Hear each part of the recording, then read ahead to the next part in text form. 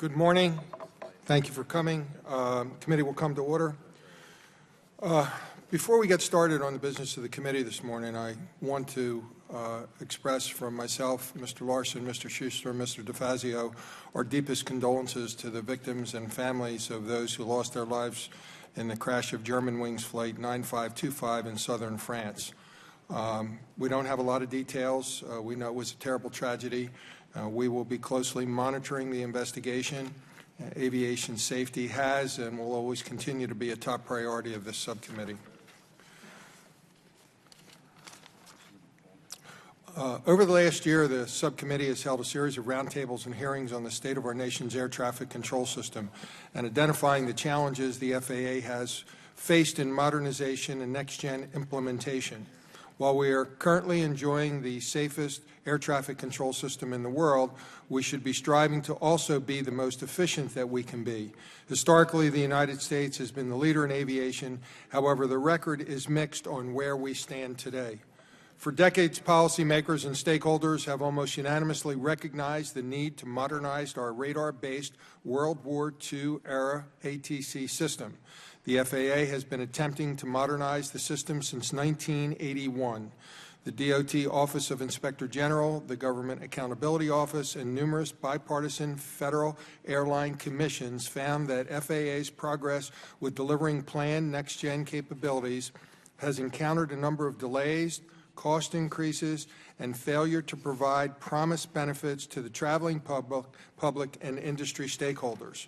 In testimony before this subcommittee last year, DOT Inspector General Scoville warned that next-gen implementation costs for government and industry, initially estimated at $20 billion for each, could double or even triple, and that next-gen implementation may take an additional decade, something I don't think any of us believe is acceptable.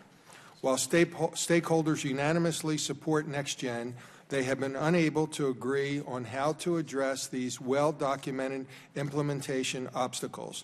As Chairman Schuster has stated, the committee has an historic opportunity to drive the institutional change needed to ensure that we have the very best ATC system in the world. 3 years of federal budget disputes have included the FAA's decision in April 2013 to furlough 10% of its air traffic controller workforce and nearly close 149 contract towers to meet sequester-driven budgetary cuts. The partial shutdown of the FAA in August 2011 and scheduled delays and cost overruns that continue to plague FAA's modernization and next-gen implementation efforts. These are distressing realities, but may be just the impetus needed to drive change, specifically whether it is time to transform and or transfer the air traffic control function of the FAA, currently managed by Air Traffic Organization. The United States is the only developed country whose ATC system can become a political football, frequently held hostage to federal budget disputes like the sequester, which threaten not only the ongoing operations of the ATC system, but also the successful implementation of NextGen. I believe, and I know Chairman Schuster believes, that unless we reform our ATC system's governance and funding structures, we risk failure in implementing NextGen and its full benefits to the country. While there may not be consensus among stakeholders yet on the type of model that the U.S. should pursue, there's a growing consensus that comprehensive financing and governance reforms are needed. Furthermore, there's an acknowledgement that we are not fully using FAA assets and expertise readily available, including the FAA flagship technical center in my district, to the fullest to resolve these vexing issues. We can and must do better. I look forward to hearing from the witnesses their thoughts on different opinions and options for reform of our nation's air traffic control system. Let me emphasize that ensuring we continue to have the safest aviation system in the world will drive the ATC reform debate in the months ahead. As the subcommittee seeks to address these long-standing obstacles to ATC modernization and next-gen implementation in the next FAA reauthorization bill, there are questions that we need to address at today's hearing. Does the United States have the best governance and funding structure in place to deliver the most efficient, most modern ATC system while ensuring the safest system in the world? Have the ATC models used by other countries enhance safety and efficiency? And if so, can the best attributes of these models be adopted by the United States without adversely impacting safety? And before I recognize Mr. Larson for his comments, I ask unanimous consent that all members have 5 legislative days to revise and extend their remarks and include extraneous material for the record of this hearing. Without objection, so ordered. Now I'd like to recognize Mr. Larson for any opening remarks. Thank you, Mr. Chairman. Turn your phones off, please. Thanks. Thanks for calling this hearing to explore alternatives to FAA air traffic management. I appreciate the continued bipartisan cooperation as we move towards a timely FAA bill. Today we're going to hear from witnesses with a variety of ideas about how to improve efficiency and certainty in the management of our nation's airspace. I welcome any discussion of what we need to do to keep our airspace the most efficient and safest in the world. But before we address that, we do have to ask that basic question: what is the problem we're seeking to fix? The GAO reported last year that 71 of 76 aviation stakeholders said the air traffic control system is very to extremely safe. Today, no one would argue the airline industry as well as the healthiest it's ever been, due largely to the efforts of the industry and the FAA to improve efficiencies over the last decade. The International Air Transport Association projects that airlines worldwide, in fact, are expected to make a collective $25 billion profit in 2015. IATA also suggests that U.S. carriers will continue to set the standard for financial performance with the highest profit margins worldwide. That's good news, since a healthy airline industry is critically important for international competitiveness. We're also living in the safest period in aviation history in the U.S. Every day, U.S. airlines safely transport about 2 million passengers around the country. And with the important safety improvements that Congress mandated following the tragic Colgan air crash in 2009, the aviation system is getting even safer. At the same time, next-gen implementation has faced hurdles. But I want to be clear, FAA is making progress. In fact, GAO reported last year that only 5 of 76 aviation stakeholders said they had little to no confidence in the FAA's ability to implement next-gen. This time last year, we were uncertain when we would see a plan for implementing Datacom. Now, in response to a tasking by Chairman Lobiando, the FAA has a plan with industry support to implement Datacom. This time last year, we were uncertain about the path forward for performance-based navigation, or PBN procedures. Now, again, in response to our tasking, the FAA has a plan with industry support for accelerating PBN procedure implementation, and the list goes on. Airlines are making money, the system is safe, and the FAA, with close congressional oversight, is making progress on next-gen. So the question has to be asked, what's the problem we're trying to tackle when we talk about reforming our air traffic control system? Well, when I talk to 10 stakeholders, I hear about 20 different problems. When I talk to even just one stakeholder about proposed solutions, such as a private corporation model, I immediately think of at least 14 issues, including what bargaining protections would apply to employees of the new entity. Would employees maintain federal benefits? How would the new organization work seamlessly with the FAA to move next-gen forward? What kind of liability insurance would the new entity have?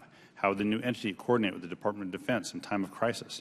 And would small communities be guaranteed service as the new entity gains efficiencies by closing towers?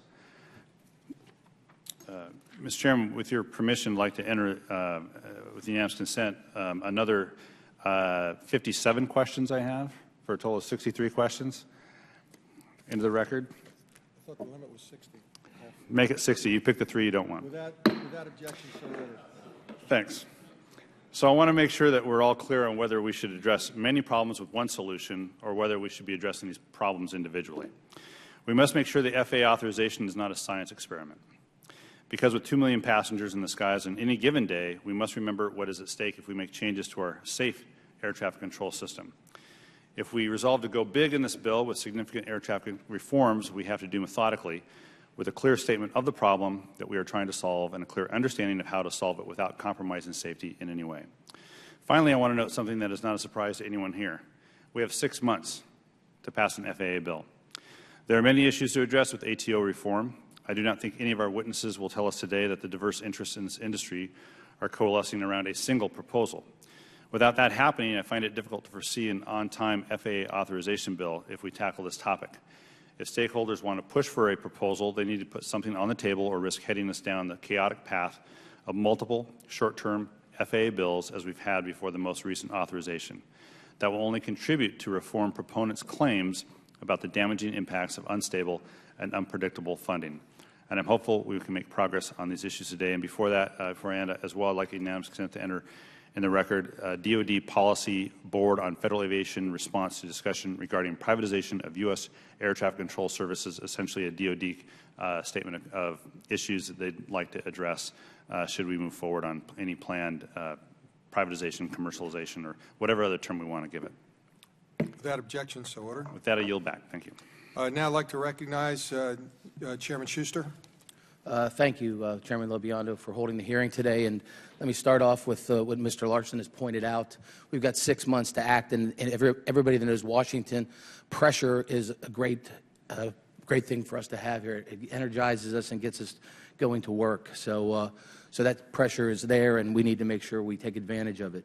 Over the past 2 years, we've held numerous meetings, listening sessions, and roundtables, hearings on the FAA's efforts to modernize our system, yet its increasingly obsolete AT system.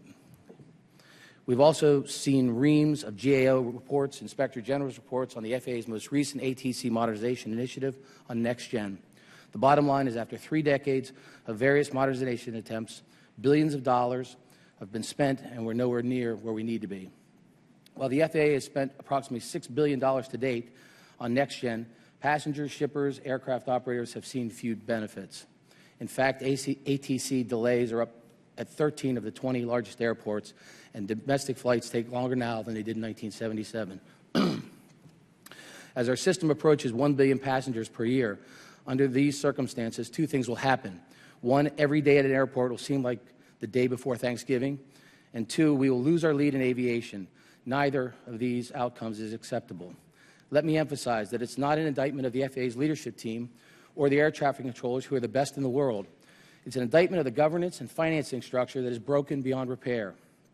The underlying problem is that the air traffic control is a high-tech service. The customers and companies and individuals who pay good money for the services they are provided is not a business. It's a vast government bureaucracy. As a government agency, the FAA is simply not set up to determine risks, pursue the most cost-effective investments, manage people to produce the best results, reward excellence, or punish incompetence like a normal business.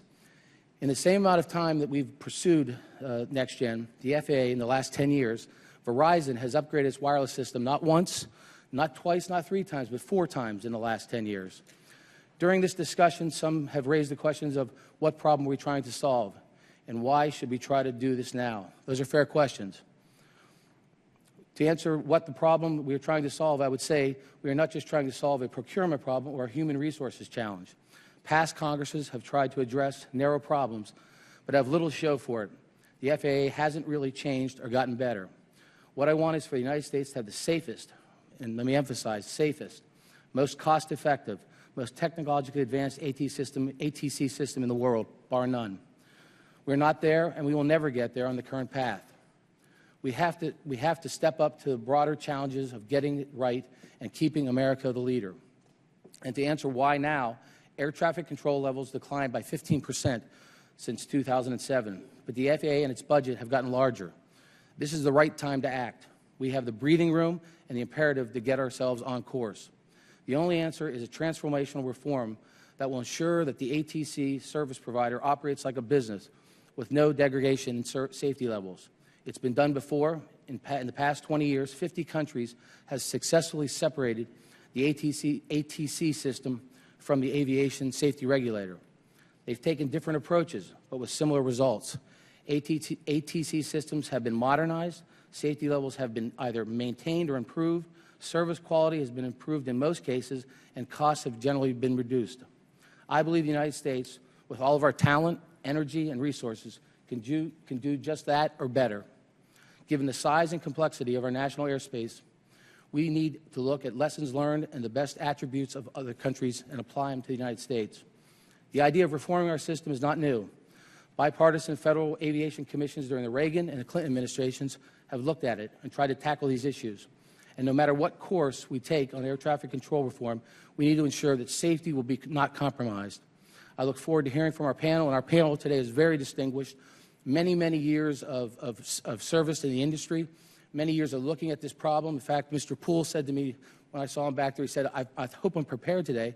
He's been preparing for 30 years for this hearing, as well as everybody on the panel there has multiple years of experience here. And so for those of you new to the committee, you should really look at the backgrounds on these folks. These are truly the experts.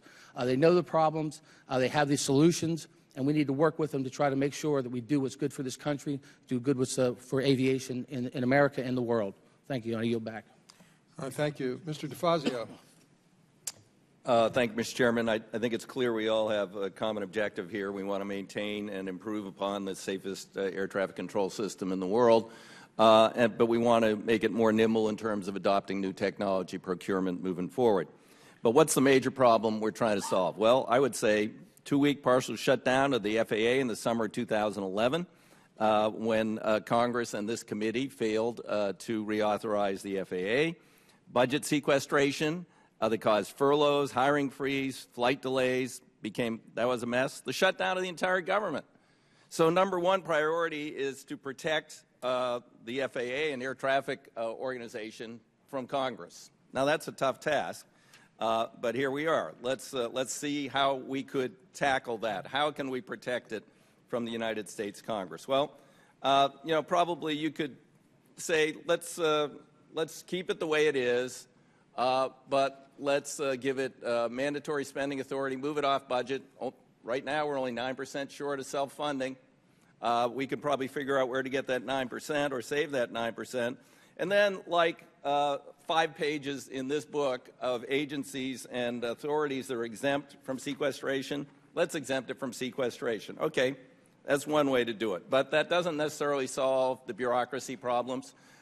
Past reorganizations dictated that the FAA would have its own procurement system. They essentially adopted the rules of the federal procurement system. It would be substantially out from sequential levels of review at the Secretary's office and OMB and everywhere else.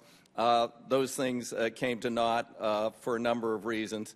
So that past attempt at reform failed. We have bureaucratic problems that are apparent, that are not easily dealt with. We have facilities that need to be consolidated or moved, and Congress often gets directly involved in that. So that could be solved with a BRAC process. You could look at trying to enforce those personnel reforms, but probably won't get there. So then we could look at an independent government agency, truly independent, with a board of directors or advisors and an administrator. We could look at a government corporation. One of the witnesses here today has that in his testimony, and he's not officially representing the MAC, but that seems to be perhaps where they're headed. And people say, well, look, what's your example, the Postal Service? Well, not exactly, but then again, you forget that the reason the Postal Service is losing money today is because the United States Congress told them they have to prepay health care for 75 years. If we told an airline they had to prepay their employees health care for 75 years, they'd say, you're nuts, we can't do that. Nobody can do that. Well, we're making the Postal Service do it. So they're actually making money today. They aren't the best example. We need a 21st century government corporation model, and there isn't one to point to. We'd have to create it. That's a lot of work. And then we have advocates of a private not-for-profit looking at NAV Canada, which has many enviable attributes. But there are a number of questions that arise if we move outside the government sphere, independent agency, or government corporation. One is, how do you value the assets and how are they going to pay for them? We have both physical assets and then spectrum, which the FAA doesn't have. It's not their asset. It's actually an FCC asset, which through the NTIA is annually licensed to the FAA. If you were to put that up for auction, it would be worth many billions of dollars. So you get an asset issue. What about safety? Some advocates say, well, we'll leave safety with the government, we'll leave certification with the government. Wait a minute, I thought certification was a big problem. Well, that means we're going to have to fix that. And then how's certification going to oversee the new air traffic system if they're separated? They say it works elsewhere. Yeah, maybe it can work here, but I have concerns about that. What about airport funding? We have massive needs. There is tremendous resistance to any increase in a PFC. But under this model, AIP would go away. So I don't know exactly how commercial airports would exist. I guess they go to the European model, which is massive increase in landing fees, which I think would receive some resistance from some parts of the aviation community. Pension arrangements already raised by my colleague here. I did have one member of the panel told me up front, now they're going to go to defined benefit. Well, I don't think that would go over real well with the air traffic controllers. So we have some disagreement there. And then there's something that we stumbled over last Friday, and I will be asking very exacting questions about this because of a recent court ruling by the D.C. Circuit reinforcing a court ruling from 1936 that the government can't delegate regulatory authority. And actually, one of the briefs actually mentions air traffic control. There's a question of constitutionality here, and I wouldn't want to spend a lot of time on something that ends up not being constitutional, create it, and then have to see a future Congress, very messily reintegrate it. So a lot of questions to be answered. I think we have a common goal, as I said at the outset. We want to reinforce the safest system in the world. We want to make it more nimble in procurement, less bureaucratic, provide better service to all of its aviation customers and stakeholders, and what's the best way to do that. And I look forward to hearing from the panel. Thank you, Mr. Chairman. Thank you, Mr. DeFazio. Thank our witnesses for being here today. Our first witness today is Mr. Matt Hampton, Assistant Inspector General for Aviation Audits at the United States Department of Transportation. Thank you for being here. We're looking forward to your comments. Chairman Schuster, Chairman Lobiando, Ranking Member DeFazio, and Ranking Member Larson, and members of the subcommittee. Thank you for inviting me to testify today. At the request of this subcommittee and the full committee, we're examining how FAA's organizational and financing structure compares with other countries. My testimony today will focus on the 4 countries we examined: Canada, the United Kingdom, Germany, and France. I'll briefly describe how they organize and finance their air transportation systems, as well as how they develop and implement new technologies. The 4 countries we examined have adopted a range of organizational structures, but they share some common characteristics. The 4 countries have commercialized their air navigation services to improve operations, cost effectiveness, and the execution of capital projects. Each of the 4 countries we examined have separated air traffic management from the safety regulator. They have organized their air navigation systems into independent air navigation service providers, commonly referred to as ANSPs. In addition, each service provider is self-sufficient, financed primarily through cost-based user fees. They also have the ability to finance their modernization efforts by issuing long-term bonds and other debt instruments. All 4 share a common commitment to cost control and to reduce cost to airspace users. Some have been more successful than others. Now I'd like to turn to how the service providers modernize and implement new technologies. We found that none of the 4 countries embark on large-scale modernization projects, such as the next-gen transformation programs that FAA is pursuing today. Instead, they develop technology incrementally and rely on commercial off-the-shelf systems. This is a function of size, complexity of the traffic they manage, and the number of the facilities they operate. Foreign air traffic service providers, such as Canada and the UK, have experienced some success incorporating new technologies to reduce controller workload and enhance productivity through data link communications and the implementation of electronic flight strips. In addition, Canada, the UK, and to some extent Germany also sell technologies, including controller automation systems, to other countries. It is worth noting that NAV Canada relies heavily on in-house capability. They also rely on joint ventures, and they also follow a very disciplined cost-benefit approach to acquisitions, with a focus on near-term return on investments. Now, I'd like to touch on some matters that should be considered going forward. As Congress explores options to change FAA structure, there are several differences between the U.S. aviation system and other countries, including size and complexities. As was recently noted, airports are financed very differently outside the U.S. There is no comparable $3.5 billion airport improvement program outside the U.S. In addition, none of the foreign service providers we examine conduct a level of research and development that FAA does on air traffic management systems or have access to NASA or DoD research. This has important implications for NextGen going forward. Without question, how FAA is organized and financed is a policy call for the Congress. There are several important lessons that deserve attention from other nations' experience to date. First and foremost is safety oversight. While studies show that safety has not been impacted, a robust safety workforce with sufficient expertise is needed to provide oversight of the air traffic entity. Given size and complexity of the U.S. system, careful thought must be given to the development of the safety paradigm for the U.S. system. Second, other nations face several challenges transitioning to the new system, particularly related to transferring government workforces to the new air traffic service provider. These issues took time to resolve and included resolving difficult labor issues. Finally, financial considerations are important, including determining which assets should be transferred to the new entity, as well as assigning their appropriate value. Mr. Chairman, this concludes my statement. I'd be happy to answer any questions you or other members of the subcommittee may have. Thank you, Mr. Hampton. Our next witness today is Mr. Doug Parker, Chairman and CEO of American Airlines Group, on behalf of Airlines for America. Thank you for being here. Thank you, Mr. Chairman. I am indeed Doug Parker, Chairman and CEO of American Airlines, but also Vice Chairman of Airlines for America, and I'm here today in that capacity. We certainly appreciate the opportunity to participate in the committee's examination of potential air traffic control reform solutions. As we broaden the FAA reauthorization discussion, there's never been a better time for reform. At last, through the leadership of this committee and support on both sides of the aisles, we have both the intent and the political will to transform the U.S. air traffic control system. For years, we've said we cannot continue to run the same ATC system the same way as it has been since the 1950s and expect different results. A string of reports from presidential aviation commissions, DOT Inspector General, the GAO, and independent private sector experts all show FAA's ATC modernization efforts have been plagued by significant cost overruns and delays, calling into question the FAA's ability to deliver under the existing funding and governance structure. Now, this is not a criticism of the FAA's current leadership.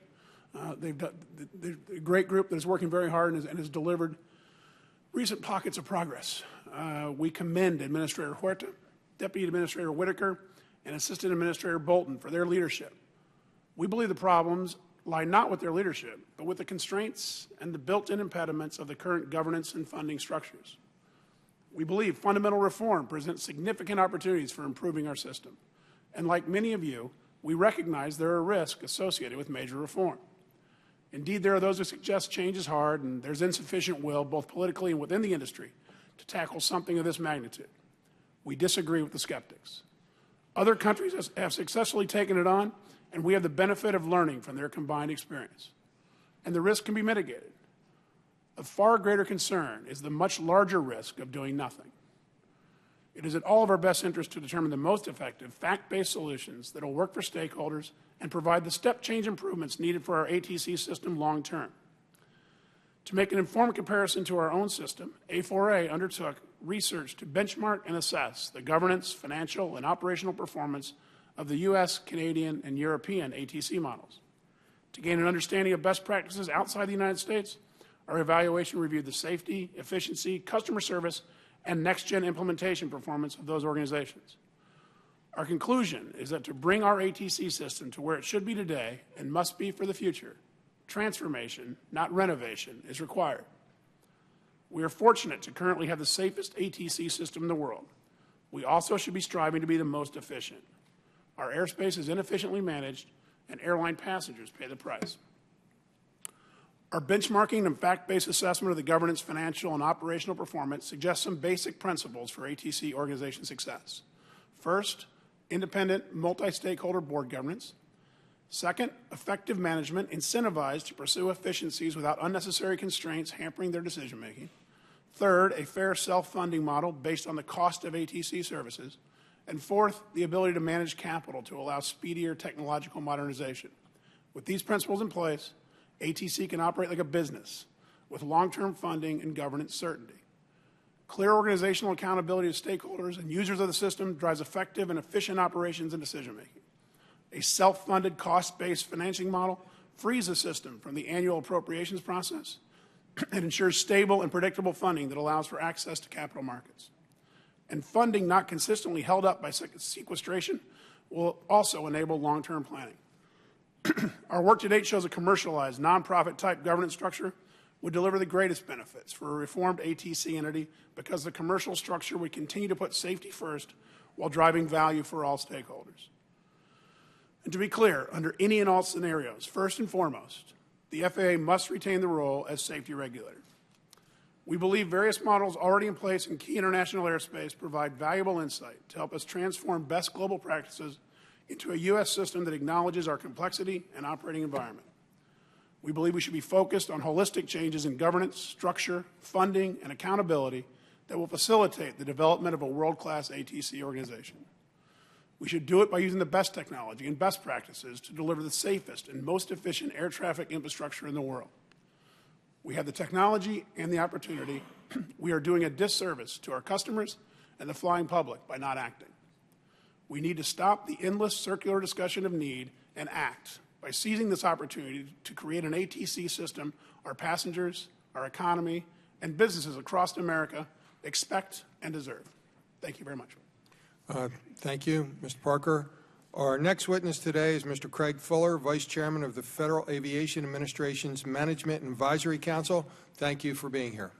Mr. Chairman, Ranking Member Larson, members of the committee, I am Craig Fuller. I'm actually a general aviation pilot of over 40 years of active flying, but I'm not here to represent any segment of the aviation community. I really come here as a member of the FAA's Management Advisory Council.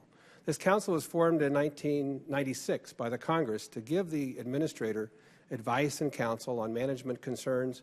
And this administrator, Administrator Huerta, when we convened for the first time as a group last January 2014, all 13 of us, asked us to dive rather deeply into the question of what were the impediments to going forward, and specifically in the context of reauthorization.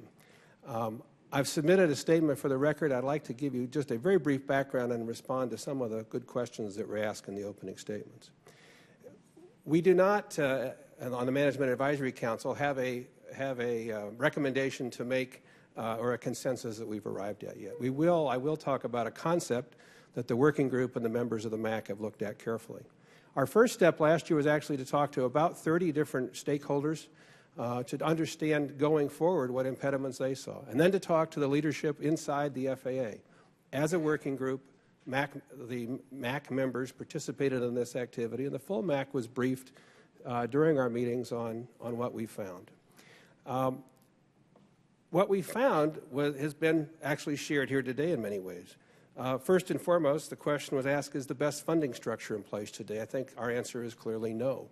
That in fact, the funding structure doesn't provide the continuity of funds, doesn't provide the flexibility of funds, doesn't provide the ability to do capital investments that are necessary to go forward. So the funding structure is a serious concern. The other concern that we heard and was touched upon is the whole certification and regulatory area. As a matter of fact, this was the area that probably more groups talked about in depth than anything else, whether it's a third-class medical concern, the ability to have designees doing examinations, the manufacturers are concerned about, the speed with which Part 23 rewrites get done. Across the board, this was a concern. Now, safety has been delivered to us through certification and regulation very successfully for many years, but neither inside the FAA nor in the community is there a sense of satisfaction about the way this is operating. And that is a fundamental issue that I think has to be dealt with over the course of this discussion. I believe all MAC members, I can say safely, are not satisfied with the status quo. I believe all MAC members think there is a better path forward, and I know all of us appreciate the leadership of this committee, Chairman Schuster calling for bold action and ideas. And I think all of us on this panel come with ideas because we want to improve the status quo. In the course of our deliberations, we talked to, and with some of the groups here today, we talked to people who were looking at taking the air traffic organization outside of the FAA. We looked at NAV Canada. I've been to Canada. We looked at some of the other countries that have done this. The distinct difference between us and those countries is size. Somebody from the National Business Aviation the other day said in New Zealand there are 17 business aircraft. In Canada, there's about 10% of the air traffic we have. As you heard, the amount of research, the work that's developed in the United States and shared throughout the world just makes us different. So while there are many merits, you're going to hear more about them, to a business-like operation of ATO, the working group has come to focus on a concept where the entire FAA would be put into a federal corporation. This gets to the question of what's bold and doable. If the entire FAA goes into a federal corporation, the employees stay in the federal government. The revenue streams continue to flow in there through a transition period. A separate board of governors, as was described for ATO, a group of stakeholders, would be the governing body for this and would deliver the business-like methodology for operating not just the ATO, but the safety and the certification areas as well. There would need to be a chief safety officer. These people, some of them would need to be appointed by the President, confirmed by the Senate. The Congress would continue to have interaction, but not at the level that it exists today, in order to deliver an FAA process that's simply more efficient and operates with the continued safety we've enjoyed. This is a concept that we look forward to spending time with the community discussing. It's a concept we would like to have further dialogue with the committee and the committee staff about. Again, I thank you for the opportunity to share the work that's in progress at the Management Advisory Council at the FAA. Look forward to your questions. Thank you, Mr. Fuller. Our next witness today is Mr. Paul Rinaldi, President of the National Air Traffic Controllers Association. Welcome. Thank you, Mr. Chairman. Thank you for the opportunity to testify today at this important hearing as we lead into a new FAA reauthorization bill. The FAA and the National Airspace System are experiencing a transition period. We all have a stake in the national airspace system of this country. It's an economic engine which contributes $1.5 trillion annually to our gross domestic product and provides over 12 million American jobs. Currently, we run the largest, safest, most efficient, most complex, most diverse airspace system in the world. Our system is incomparable, unequaled, and unrivaled by any other country. The United States airspace system and the FAA is considered the gold standard in the world aviation industry. And yet, the reality is, in order to keep this honor, we need a change.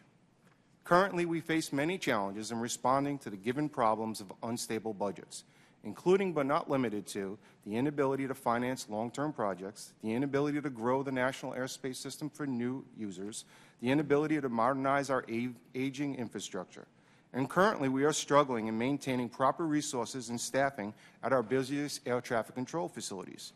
The FAA lacks a central staffing distribution system that has led to some of our busiest facilities in the country approaching critical staffing.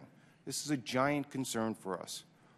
The air traffic controllers are the backbone of the national airspace system, maintaining the safe and orderly flow of aircraft across the United States. In addition, we are contributing our expertise to modernize our system through next-gen projects. And we provide all the on-the-job training for all new hires.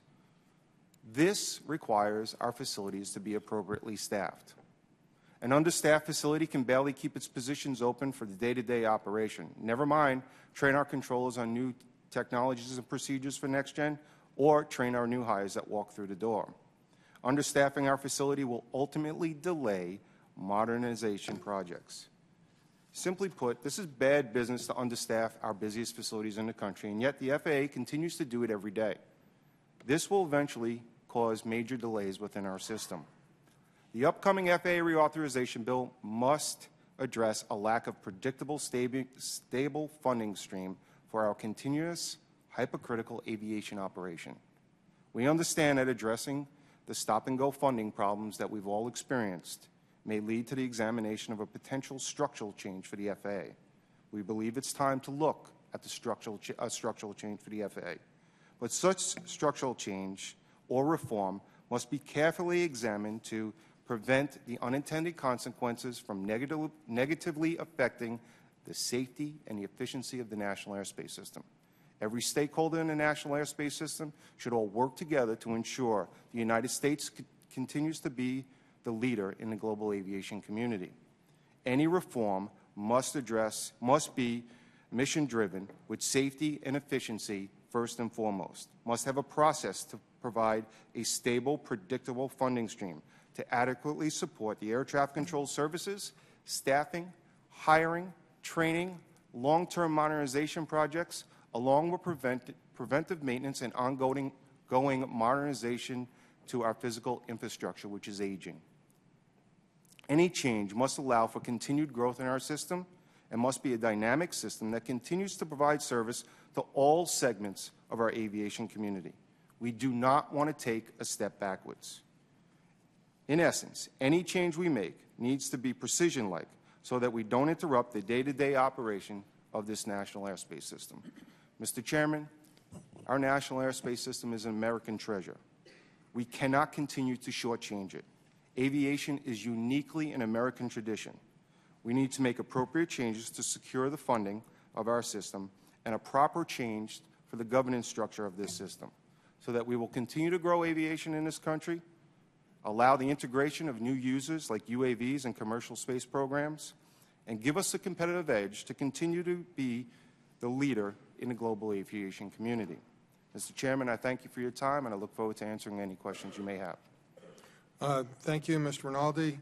Our next witness today is Mr. Bob Poole, Director of Transportation Policy for the Reason Foundation. Thank you for being here. Mr. Chairman, thank you very much for having me today. I have been studying the air traffic control system for more than 3 decades, and I've published widely on the subject. Today, I'm a member of 2 working groups developing proposals for air traffic restructuring, the Business Roundtable Group and the Eno Center Group.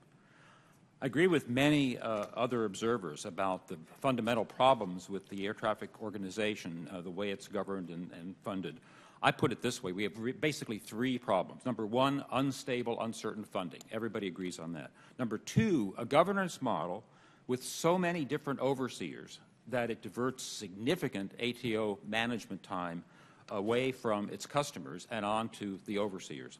And third, an organizational culture that's very status quo oriented, that hampers innovation. My focus today is going to be on the organizational culture based on this study that was commissioned by me. I did it for the Hudson Institute about innovation in aviation, in air traffic specifically. I looked at 7 disruptive innovations and how the ATO handled them. Digital communication, GPS-based landing systems, GPS-based surveillance, in other words, ADS-B, performance-based navigation, real-time weather data, and remote towers, and facility consolidation. In each of these 7, the ATO is far more cautious than corporatized ANSPs overseas. My findings about the status quo culture went through extensive peer review by many people with extensive knowledge inside and outside of the FAA. They agreed with my 5 proposed causal factors. Number 1, the self-identity of the ATO as a safety agency rather than as a technology user. That's because the ATO is embedded within the FAA, whose mission is safety, obviously. The companies that produce innovations are regulated at arm's length by the FAA, and so they are the ones that are free to think outside the box, come up with things knowing that they're regulated by the FAA. That's the way ANSPs operate in other countries today. Number 2, loss of technical expertise. Under civil service and with the status quo culture, it's very hard for the ATO to keep top-notch engineering and software talent. The best go to the private sector. So requirements for new systems end up being defined by contractors, not internally by the organization. Number 3 is loss of management expertise. For some of the same reasons, ATO has trouble attracting and keeping top-notch program managers that you need to drive big technology implementations on time and on budget. Number 4 is excessive oversight. Because it is spending taxpayers' money, the ATO must be held accountable to numerous governmental overseers, including all 535 members of Congress. That consumes, believe me, huge amounts of management time. And number 5, lack of customer focus. Because the ATO gets its funding from Congress, it really acts as if Congress is its main customer rather than the aviation community that it's intended to serve. Corporatized ANSPs overseas are freed from those problems. So to change the status quo culture, we need to do 3 things. First, we need to organizationally separate the ATO from the safety regulator so that it's at arm's length, just like the technology firms that are out there. Second, change the funding system. Instead of having The users of the system pay taxes to the government, getting all the money into the government budget process. They need to pay fees and charges directly to the provider, the new ATO. That would refocus ATO's attention on its customers. Third, a governance model that's driven by the people who are paying the bills, the customers, and other stakeholders. They should be doing the oversight rather than all the different ones in government today. There's a lot of evidence that overseas ANSPs are getting better performance, higher productivity. The largest two independent studies are these that I refer to in my organizational testimony. One is an academic book-length study. The other was a peer-reviewed study done with 3 universities. Major finding from this study is that the commercialization models have resulted in significant cost reductions, dramatic improvements in modernization, and major improvements in service quality while improving safety. Commercialized ANSPs exhibit 3 main strengths: sensitivity to customer needs, agility in reaching a decision, and ability to carry it through. End of quote. Finally, which organizational form is best? I and a number of researchers have concluded that a nonprofit corporation approach really is best. The way we could do that in this country is with a federally chartered not-for-profit corporation, comparable in structure to the U.S. Red Cross, the U.S. Olympic Committee. It would also have the characteristics essentially of a user co-op, which we have a number of them in aviation and elsewhere. That is my best conclusion after many decades of studying this as a path forward. It is also the organizational form that's being recommended by the Business Roundtable Group. Thank you very much. Thank you, Mr. Poole. Our next witness today is Mr. David Grizzle. Thank you for being here today. Mr. Grizzle, you're recognized for your statement. Good morning. My passion to see Congress embrace transformational change in air traffic control is the result of my long career in aviation. 22 years at Continental Airlines in various senior executive positions and 4.5 years at the FAA, mostly as Chief Operating Officer of the Air Traffic Organization with very able coworkers. I firmly believe that taking air traffic control completely out of government and creating an independent, not-for-profit that values safety, efficiency, and access is the only means to assure a more stable future for controllers, a more efficient and larger system for the users, and a more reliable system for consumers. Multiple times over the last 20 years, Congress has expressed its frustration with the performance of the FAA and its inability to modernize its equipment. In the Air Traffic Management System Performance Act of 1996, Congress gave the administrator sweeping new powers to govern the agency with less external interference, almost in a non-governmental way. Specifically, the administrator was to be the final authority in personnel matters through previously granted powers to design a personnel management system outside of the restraints of Title V. The administrator was given equally broad powers with respect to acquisitions, again, with previously authorized authority that was to have improved the agency's timeliness and cost-effectiveness in acquisitions by removing the FAA from the application of the federal acquisition regulations. To put an even finer point on its intentions, Congress provided that the administrator was not required to submit for approval or even seek the advice of the Secretary or any other person at DOT on those matters where the administrator had final authority. Still not satisfied with air traffic control performance, 7 years later, Congress created the Air Traffic Services Committee, a presidential-appointed, Senate-confirmed board to oversee the system. The committee was to approve ATC strategic and modernization plans and all acquisitions over $100 million. The committee was also supposed to approve the hiring of the COO and make budget recommendations. As Chief Operating Officer, I saw vividly what came of Congress's best intentions to create a governance structure still within the federal government that respected the peculiar needs of the unforgiving, critical operation of air traffic control. The results have not been favorable. In human resource management, every significant personnel matter is submitted to the Department of Transportation for review, notwithstanding the provisions of the 96 Act. Whether a change in compensation, the appointment of senior management, the extension of a controller contract, or the restoration of pay for employees following the furloughs of 2011 and 2013, the Department and often other entities reviewed our decisions, and they were always delayed, frequently modified, and sometimes reversed. The FAA has continued to undervalue human capital, resulting in our once again having a prospective shortage of controllers, technicians who lack certifications, and many new supervisors who have been on their jobs for over a year with absolutely no management training. And the FAA's personnel management system, in both design and effect, is almost indistinguishable from Title V, from which it was to have been separated. Procurements continue to be grindingly slow. Specifications were and continue to be inexpertly determined, and major programs, which at the time of their conception were too massive and vastly exceeded the technological visibility of their planners, continue to be behind schedule and over budget.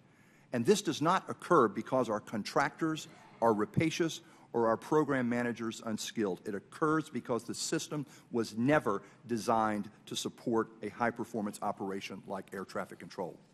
Finally, you might ask, what happened to the Air Traffic Services Committee that was supposed to bring oversight from highly knowledgeable and diversely experienced individuals? Its vacancies have not been filled in a decade. It has not convened in years, and therefore certainly has not reviewed any air traffic modernization plans, approved any major acquisitions, or made any budget recommendations as provided in its enabling statute, which is the law to this day. The last 20 years, most of which were times of budgetary plenty, teaches that political governance cannot provide the oversight, guidance, and even continuity of attention necessary to support a critical and technology-intensive operation like air traffic control. Based on my experience and the failed half measures of the past, I believe that our only solution is one that entrusts air traffic governance and stewardship to individuals who understand and value the needs of the users, employees, and passengers of the system, who have a continuing interest in and appreciation for this critical operation, and who are outside of even the political appointment process. Thank you for the opportunity to testify today. I am happy to respond to your questions and provide further detail on my statement. Thank you, Mr. Grizzo. Our next witness today is Ms. Dorothy Robine. Thank you for being here today. Good morning. Thank you for the opportunity to testify. Secretary Fox, several weeks ago, gave a speech at the Aero Club, and he referred to the graveyard of administrations that have tried to make game-changing moves to reform air traffic control. If you're wondering why I'm here this morning, it's because my name, along with others, is on one of the headstones, the one marking the Clinton administration's failed effort to corporatize air traffic control.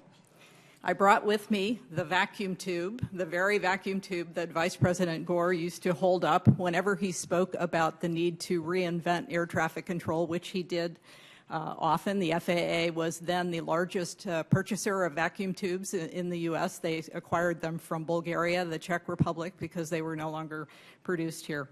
I developed such strong views on this issue, such a passion for it, that I continued to speak and write about it. After I left the Clinton administration, I wrote a Brookings report in 2008. I was in the Obama administration for 5 years away from this issue, but I have re-engaged in the debate as an independent member of the Eno Foundation's Next Gen Working Group. Let me make 3 points this morning, and in doing so try to respond to a couple of the things that I've heard this morning. First of all, air traffic control, the operation of the air traffic control system, is not an inherently governmental activity. Now, although that is not the controversial statement that it was 20 years ago when we proposed corporatization of air traffic control, I want to be clear about what I mean by that.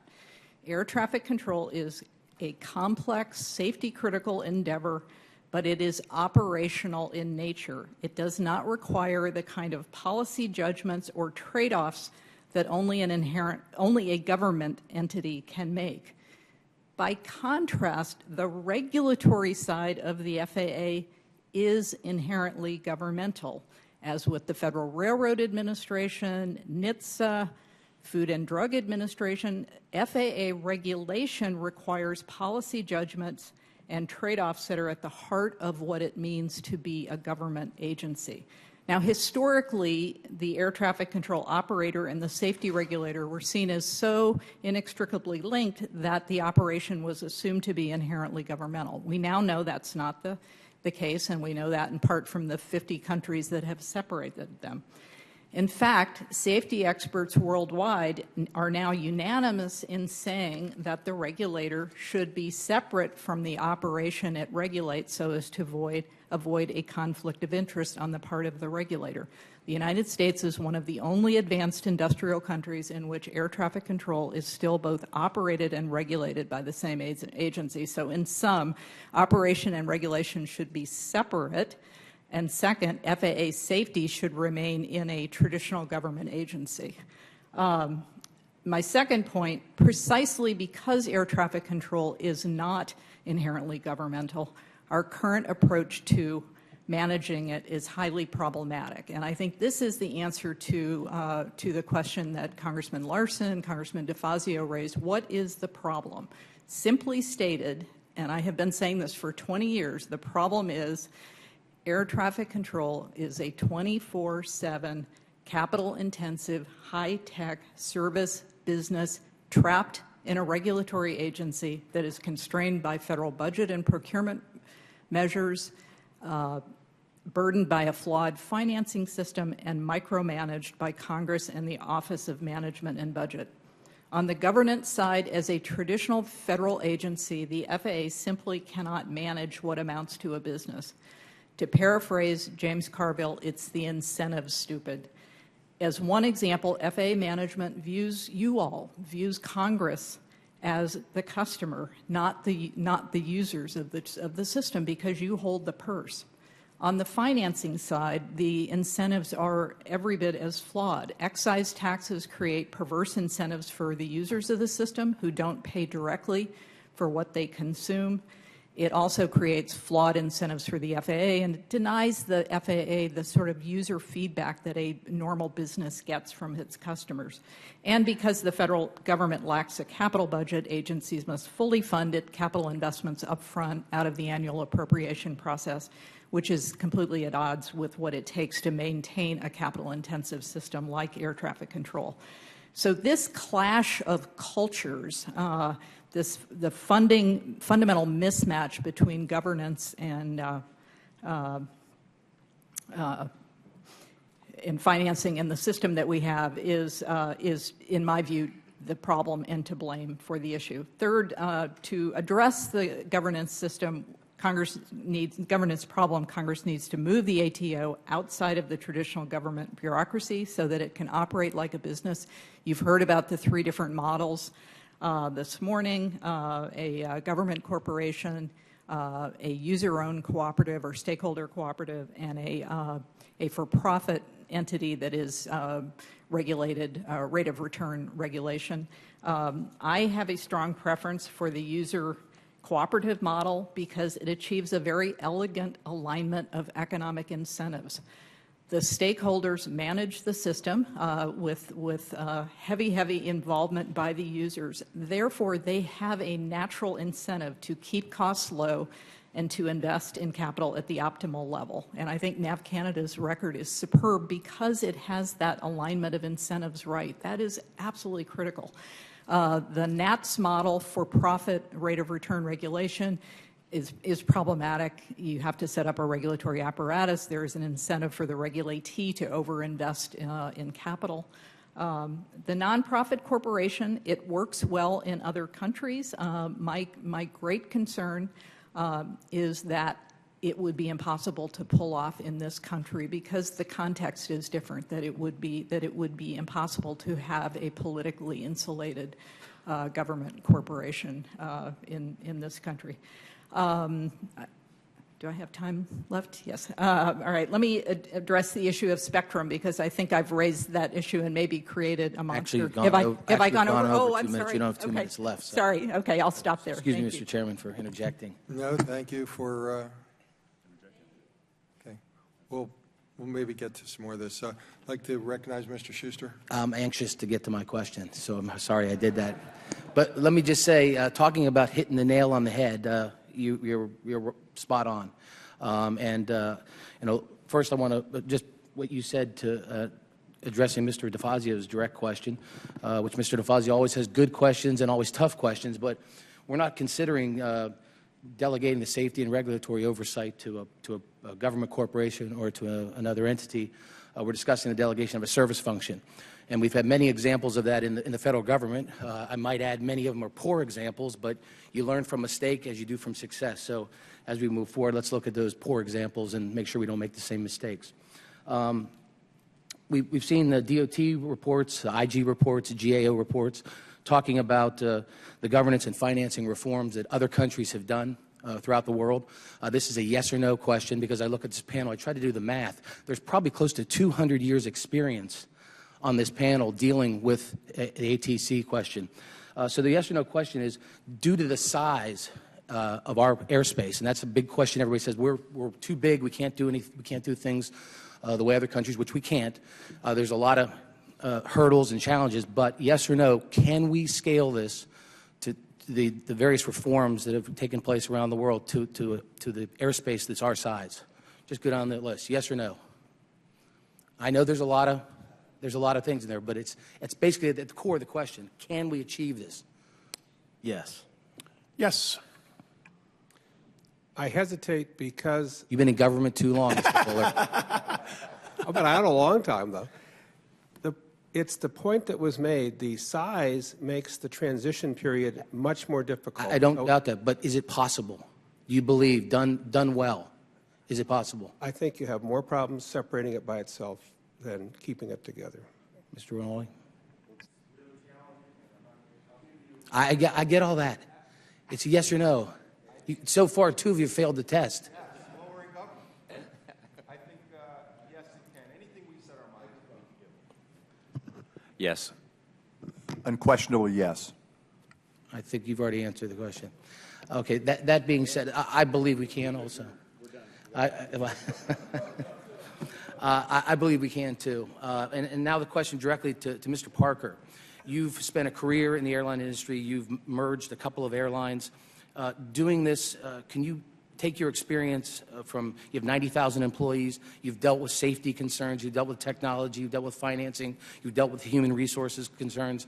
Can you talk about your experience in doing something like this? Again, it's different, but Sure. Can you address that directly? Absolutely. Thank you. We have indeed gone through a number of complex projects over time, and this would be another one. What I know is when it comes time to get large projects done, you need the team to focus on the vision, not the obstacles. Making sure the obstacles are addressed is certainly important. You need people to make sure that all the details are ironed out and the obstacles aren't ignored. But you can't focus on the obstacles. The way you get things done is focusing on the vision. And that's what this committee is trying to do. We applaud that. That's how we get through things. There are certainly problems that will come about, but our job is to make sure that we look to the future and not live in the past, and make sure we're doing the right things. That's what we've certainly been able to accomplish through mergers. They're obviously difficult, but at the end of the day, you fight through the difficulties to make sure that you're moving forward. And that's what needs to happen here. We're still living with a system that is much worse than we can do. We need to move forward, and what we've seen as we work through projects, to your question, is that once you do that and you work through, you end up with something much better. I could go on for a long time about how our companies are much better off because of the challenges we've worked through, and no telling where they'd be had we not done that. So this is certainly manageable, and indeed I would argue in some cases easier to manage, because we're not talking about integration here of two separate ATC systems. It exists. We're just talking about changing the governance and the funding to make sure that it can actually operate efficiently, because it certainly cannot operate efficiently under the current structure. So I have no doubt that with the right attitude and philosophy, that the obstacles can be overcome, and that we'll be much better off shortly thereafter. And the challenges are worth taking on.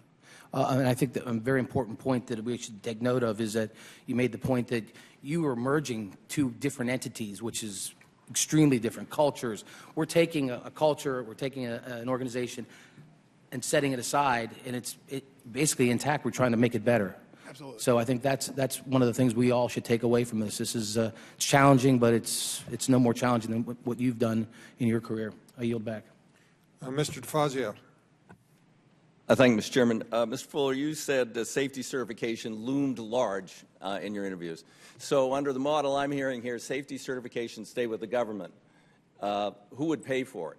The government, I assume? We get to answer quickly. Yes, government would pay for it. Okay. Is that going to solve the safety? Is that going to solve the certification issue problems? Actually, I think if you change the culture, you'll go a long way to solving the certification problems. And the $15 billion the FAA spends, most of which comes from people using the system, would be the revenue from which you'd pay for both ATO and... Yeah, but no, your model is you move it over, but their model is it stays with the government. It would... That's as I understand it, yes, that's okay. Correct. So under and anyone who disagrees, who's advocating the private corporation, the government is going to pay for safety and certification. Okay, quickly, Mr. Poole. Yes, and this would... okay, yes, we got it. Okay, we're good. okay. Yes. So that's left over here without a funding source. So that's subject to all the vicissitudes of all the problems we talked about, of sequestration and all that. And certification has been identified as a huge issue. So we would still have to reform that, and we would have to figure out how to fund it. Okay. Let's go on to Airport Improvement Program. Now, I know there's going to be a little difference. It's $3.35 billion a year. About half goes to GA, half goes to commercial. As I understand the model of A4A, we would not fund the commercial side, and you would fund GA out of excess revenues. So you're anticipating excess revenues in the vicinity of $1.6 billion a year. Is that right, Mr. Parker? I believe that's correct. Yes, sir. Okay. So, and then how are we going to fund the commercial side? You might have noticed that A4A is a little resistant to PFCs or PFC increase, and we're going to take away AIP, which is $1.6 billion a year. You say they can borrow, but what's their funding stream if they can't have an increased PFC and they lose AIP? And what happens to small and mid-sized airports who would have to charge? I mean, even if they could charge a PFC, it would drive people away. How are we going to pay for that? Or are we going to say the government will continue to pay for AIP? Anybody got an answer on that, Mr. Poole? Is the government going to continue to pay for AIP under your model? It's certainly up to Congress, but I think... Okay, so we would have to find $1.6 billion more. Yes. We're going to take safety certification, $1.6 billion, but we no longer have the revenue stream because that's gone over here, and we've changed all that. So that's a bit of an issue. Now, Mr. Grizzle, when I talk to you, now, Mr. Rinaldi, I think your folks are kind of in favor of defined benefit plans, right? Yes? That would be correct. Are they interested in defined contribution plan as a transition? Not necessarily. Okay. Mr. Grizzle, you advocated defined contribution in the future. Only for new employees hired after the closing date. So then you're going to create a transition. Let me talk about a transition problem we have. And everybody points to problems with the Postal Service. I've got a reform bill, and the government, Congress is a big problem. And one of the problems is when we transfer just from one government program to another, CSRS to TSP, the Postal Service overpaid, according to consultants, between $9 and $15, some say $20 billion for that transition. They have been unable to get the federal government to honor that and return the money to the Postal Service so it could go into a fund and be used for other purposes. So now we're talking about we're going to bifurcate the system. We're going to transfer government employees to a private corporation, and somehow we're going to fund that, and that's not going to be as problematic as TSP to CSRS, so that'll be easily done. They will somehow continue to earn federal benefits. New people will go into a defined contribution. As the workforce shrinks, there's obviously less and less and fewer people to lobby to continue the defined benefits for the people who are in there, and somehow the private corporation is paying for it. I don't see how that's going to work, but that's just another minor issue. Now, the valuation of assets, this is an interesting one because Ms. Rodman talked about the FAA's asset of spectrum. Well, again, as I pointed out, it's the FCC's by the NTIA, and they pay a very subsidized price, $2 million a year to use it. So, and we are selling spectrum at very high prices. Now, we've had some experience. This is the spectrum that's used. The allegation is it's being used very inefficiently, and we can parcel it up and sell some of it off, and somehow those benefits would go to the private corporation and not to the taxpayers of the United States. I think there would be some disagreement in Congress over that. But if you look here, this little dot, that's where Light Squared wanted to go, right here. And then we found out, oh, my God, it's going to wipe out our GPS. That's a problem. So it got blocked.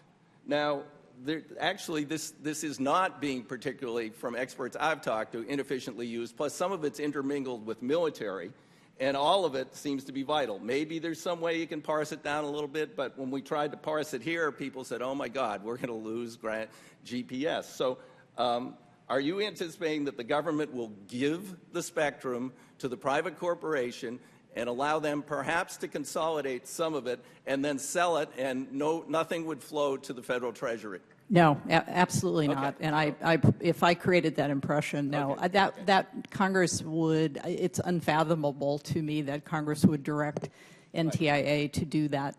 The spectrum, by the way, it's not the FCC's, it's the federal government. Well, it's the people, the FCC, etc. NTIA manages it on behalf of But if you notice, the most recent auctions are going for 20 times what it was estimated. I mean, this is very valuable. Oh, no. It's what the FAA has is incredibly then we have valuable. the rest of the assets. Can anyone put a value on the rest of the assets? Delta did, but it was a ballpark number. I don't know if anybody else can. On the physical assets? There are no clear benchmarks that you can look to, but when you take account of the contingent liabilities associated with them, the value may not be that high. Okay, but we did have a report, Mr. Hampton, isn't it true in Canada they undervalued the asset? Yes, at the time, the assets were transferred to NAV Canada. They were sold for over $1 billion, but the auditors came 2 years later and found that the assets were sold for 60% less than their true value. Okay. So our point how do is, we, I've tried, I've been on resources most recently and spending a lot of time there, and I've tried to do some very meritorious land transfers where the federal agencies support it, the private entity supports it. We can never get to there because of the valuation issue. How are we going to deal with this? Who's going to value it? I think it's, we looked at the cost accounting system. We came up with some numbers, and I don't think I don't want to give you an estimate. It's in the billions of dollars at FAA, and I think it would be very important to get an accurate assessment of what the assets would be at FAA before any move would be made. Just in summary, thanks, Mr. Chairman. We're going to create a new entity that is going to be able to raise in excess of $1.6 billion a year to pay for GA's AIP. We will make the federal government either pay or not pay continuing commercial AIP. Big problem for small, mid-sized airports. And if we don't let the big airports raise their PFC, then, well, they're going to have a big problem too. So we've got that, and we're going to amortize the asset, and we're going to somehow take over the pension plan. And we're going to continue to pay all the current employees with a defined benefit plan under a federal, but then somehow we're going to transition into a tier 2 of people who are getting defined contributions. I think, Mr. Chairman, there are some issues here that we need to discuss. I don't think we're going to get it done in this hearing, but I would hope we can have some meaningful discussions. I want to make changes and dramatic changes, but the things that people point to here are things that could be solved. We don't have to take a 38-year-old model that's screwed up with the Postal Service. I mean, A, it's not losing money except for Congress, but B, we did give them a bad governance structure. We can figure out these problems and create a real 21st century government corporation that doesn't have all these transition problems. That's my opinion, but I'm keeping my mind open. Thank you, Mr. Chairman. Thank you, Mr. DeFazio. For Mr. Grizzle and Mr. Poole, we've talked about little order here, Mr. Capuano, please. He can have my time. He did good. Okay. Any order. You can always count on Mike. For Mr. Grizzle, Mr. Poole, we've talked about a lot of different aspects of this. There's one particular aspect that I'm very interested in hearing your take on. The FAA clearly is responsible for research, development, and innovations that are critical to air safety and to our air superiority, if we can use that term. Almost all of that work, or a great deal of that work, is done at the FAA Tech Center that happens to be in my district. So if we were to separate ATO from the FAA into whatever it may be, government, corporation, public-private partnership, et cetera, how do you see us doing this? What role would the Tech Center play? How would the FAA handle this R&D component? Thank you. I think the Tech Center is one of the most underutilized assets in the Federal Aviation Administration. I think only with the alignment of incentives that you can have when you have a private enterprise controlling that tremendous asset, will you be able to deliver from the tech center the true productivity that it is capable of? Consistently, projects have been begun at the tech center and then left to go fallow. There's no incentive for people to actually develop projects at the tech center, and so things are begun and then they're stopped. And highly profitable enterprises are not even begun there because there is no incentive on the part of anyone who is there to actually begin those models. If I can add just one example, the Tech Center pioneered the development and testing simulation of remote tower concepts, and then basically the FAA dropped the ball. Nothing has happened, and it's been picked up in Europe, and they're now way ahead of us in remote towers, even though the pioneering original work was done at the Tech Center. Okay. Mr. Hampton, do you believe that the ATC models used by other countries have enhanced safety and efficiency? And if so, can the best attribute of these models be adopted by the United States without adversely impacting safety? The studies over the years, including the GAO and most recently a study by the MITRE Corporation that looked at it, clearly shows that the transition to a commercialized entity does not impact safety. Anybody else on the panel want to comment on that at all? No? Okay, Mr. Larson. Thank you. My first of 63 questions for the panel is, Mr. Parker, getting back to, I don't know if you've seen the document, so if you can't take it too far, then don't, but it had to do with the DOD's Department of Defense statement. Have you all looked at A4A, what requirements are necessary to ensure that a new ATO provider provides continuous services and support to the Department of Defense? Have you looked at that particular question? I'm not certain, sir, but okay. But I know the answer to the question will be absolutely. Yeah, well, perhaps you can help us out through A4A how you'd approach that. We will do that. Yeah, and Mr. Fuller in the MAC, did you have a chance to look at that? Oh, we have not. All right. Well, so I've placed it into the record. It's a bullet point paper from the DoD, and it talks about some of their outstanding issues. Mr. Hampton, has IG looked at that at all? No, we have not, but DoD is unique in the sense that they are both a air traffic service provider and a consumer. And I think in any change, the DoD and security concerns would have to be factored into any change. Right, good. Thanks. Mr. Rinaldi, would you expect any new organization to provide collective bargaining rights and retain federal benefits and pensions? Say that again, sir. Would you expect that any new ATO organization, or I guess AT organization, would provide collective bargaining rights and retain federal benefits and pensions? Absolutely. And have you had discussions with other stakeholders about that? Preliminary, yes. Preliminary, yes. Yeah. Can you give me a flavor of no the result? definitive answers, that's for sure. Excuse me? No definitive answers at this point, but preliminary, we've had those discussions, yes. Okay, all right, great. Mr. Poole, in your comments on page 6, this gets to sort of some of the comparison of the numbers. Yes, so I'll give you a little time to get there. It's got the table and the cost per IFR flight hours. Yes. Yeah, right. Yes. So it certainly shows the U.S. is of the three that have reported, the U.S. is a higher number, no doubt. But from 2011 to 2014, the increase in the U.S. is 4.9%, while NAV Canada was 14.4%, and New Zealand is 22% increase over that same period of time.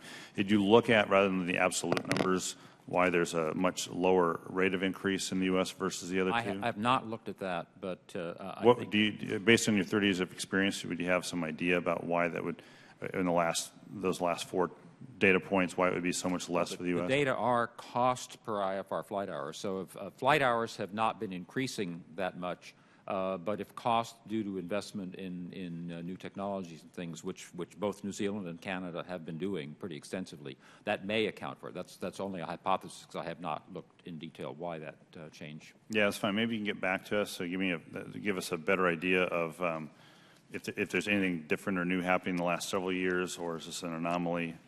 That would be helpful for, at least for me, to figure out. Mr. Grizzle, want to make sure that airports around the country, certainly we have the resources to do infrastructure, right? Build the projects. One version of the BRT's, Business Roundtable's term sheet called for eliminating AIP grants for large, medium, small hub airports and allowing them to collect a higher passenger facility charge instead. How high would that PFC cap need to be in order for small hubs to offset their loss of AIP funds? Do you have an estimate of that? I don't think it's a realistic option for some of the smaller hub airports in the first place. They simply don't have a self-help option with respect to collecting PFCs that would adequately cover their capital costs. So can you expand on that? What does it mean for medium-sized or larger hubs? I think that a solution needs to be designed that looks at the relatively limited number of funding options that we have. Keep in mind that the entire FAA currently receives a very generous general fund support. And going forward, the different constituent parts of what is now the single FAA will continue to need to receive general fund funding.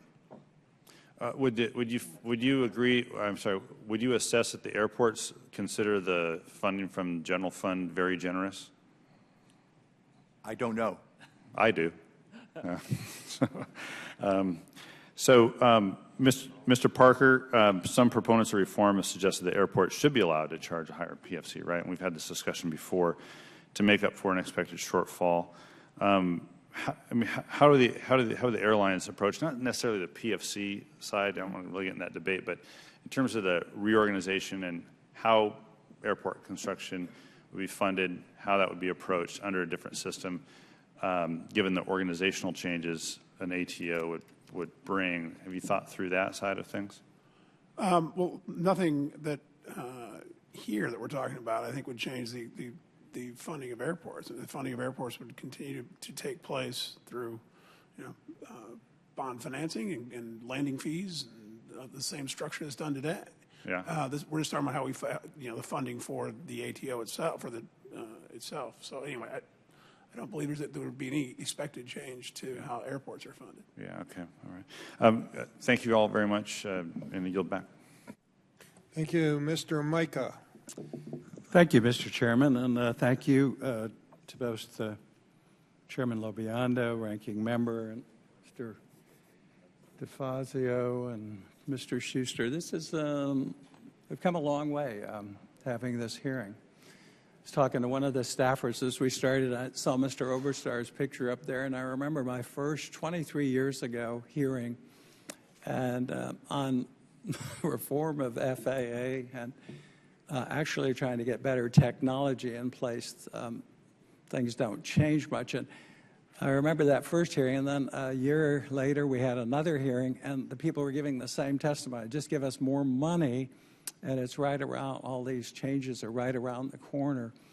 In fact, I asked one of the witnesses if he'd heard of the movie Groundhog Day. That was on a year later, and then we did it every year, and here we are on reform again. And I've tried just about everything. I tried reorganizations when I was chairman of aviation. We put in place a COO. Russell Chu did a great job, I thought. There's some people in the audience who worked for FAA who came back after they worked told me that basically the agency's dysfunctional. And I've had to kind of understand that it does have problems operationally. Back to Ms. Robine, she said 20 years ago, recommended taking the ATO out. We've talked about it. Well, today I propose we do something about it. I have a draft bill. You want to give them the draft bill? I think the time to stop talking is over, time acting. This is a draft bill that would turn air traffic control over to the stakeholders, the air traffic controllers, the airlines, and other stakeholders. This is a discussion draft. Mr. Chairman, how long are you going to keep this record open? How long? 2 weeks? Could you do it? Okay, we'll keep the record open. I ask unanimous consent that the record be left open. And each of the witnesses, I would request that you read the discussion draft. This is a draft. It's not Micah's final word. and then recommend what you'd like to see changed. And I'll put a deadline of how about tax day, April 15th. And I'm going to submit this legislation on the 16th, so I'll give you up to that time. So the time to stop talking. Mr. Chairman, before I decide whether I'm going to. And I gave you a copy. I'd like to know which year. This year. Okay, thank you. 2015, tax day, the 15th of April. I'm also distributing it to members. I welcome their suggestions because the time to stop talking is now the time to start acting. I've had some of you, I've taken people up to see Canada. It isn't everything we want. You try to take the best of the different systems. But it's time, and I've seen what they've done. They have 1/10. Their technology is better. The treatment of their air traffic controllers is better. Most people don't realize it, but their air traffic control is going to take a quantum leap. They already control all the traffic. If you go from Europe, from the Northeast across the Atlantic, they're controlling your aircraft. And there are big gaps in that they'll fill because they're going to be on the next generation of air traffic control before we are. We can't even make a decision to do that. So the time to stop dickering around is over. Here's a draft.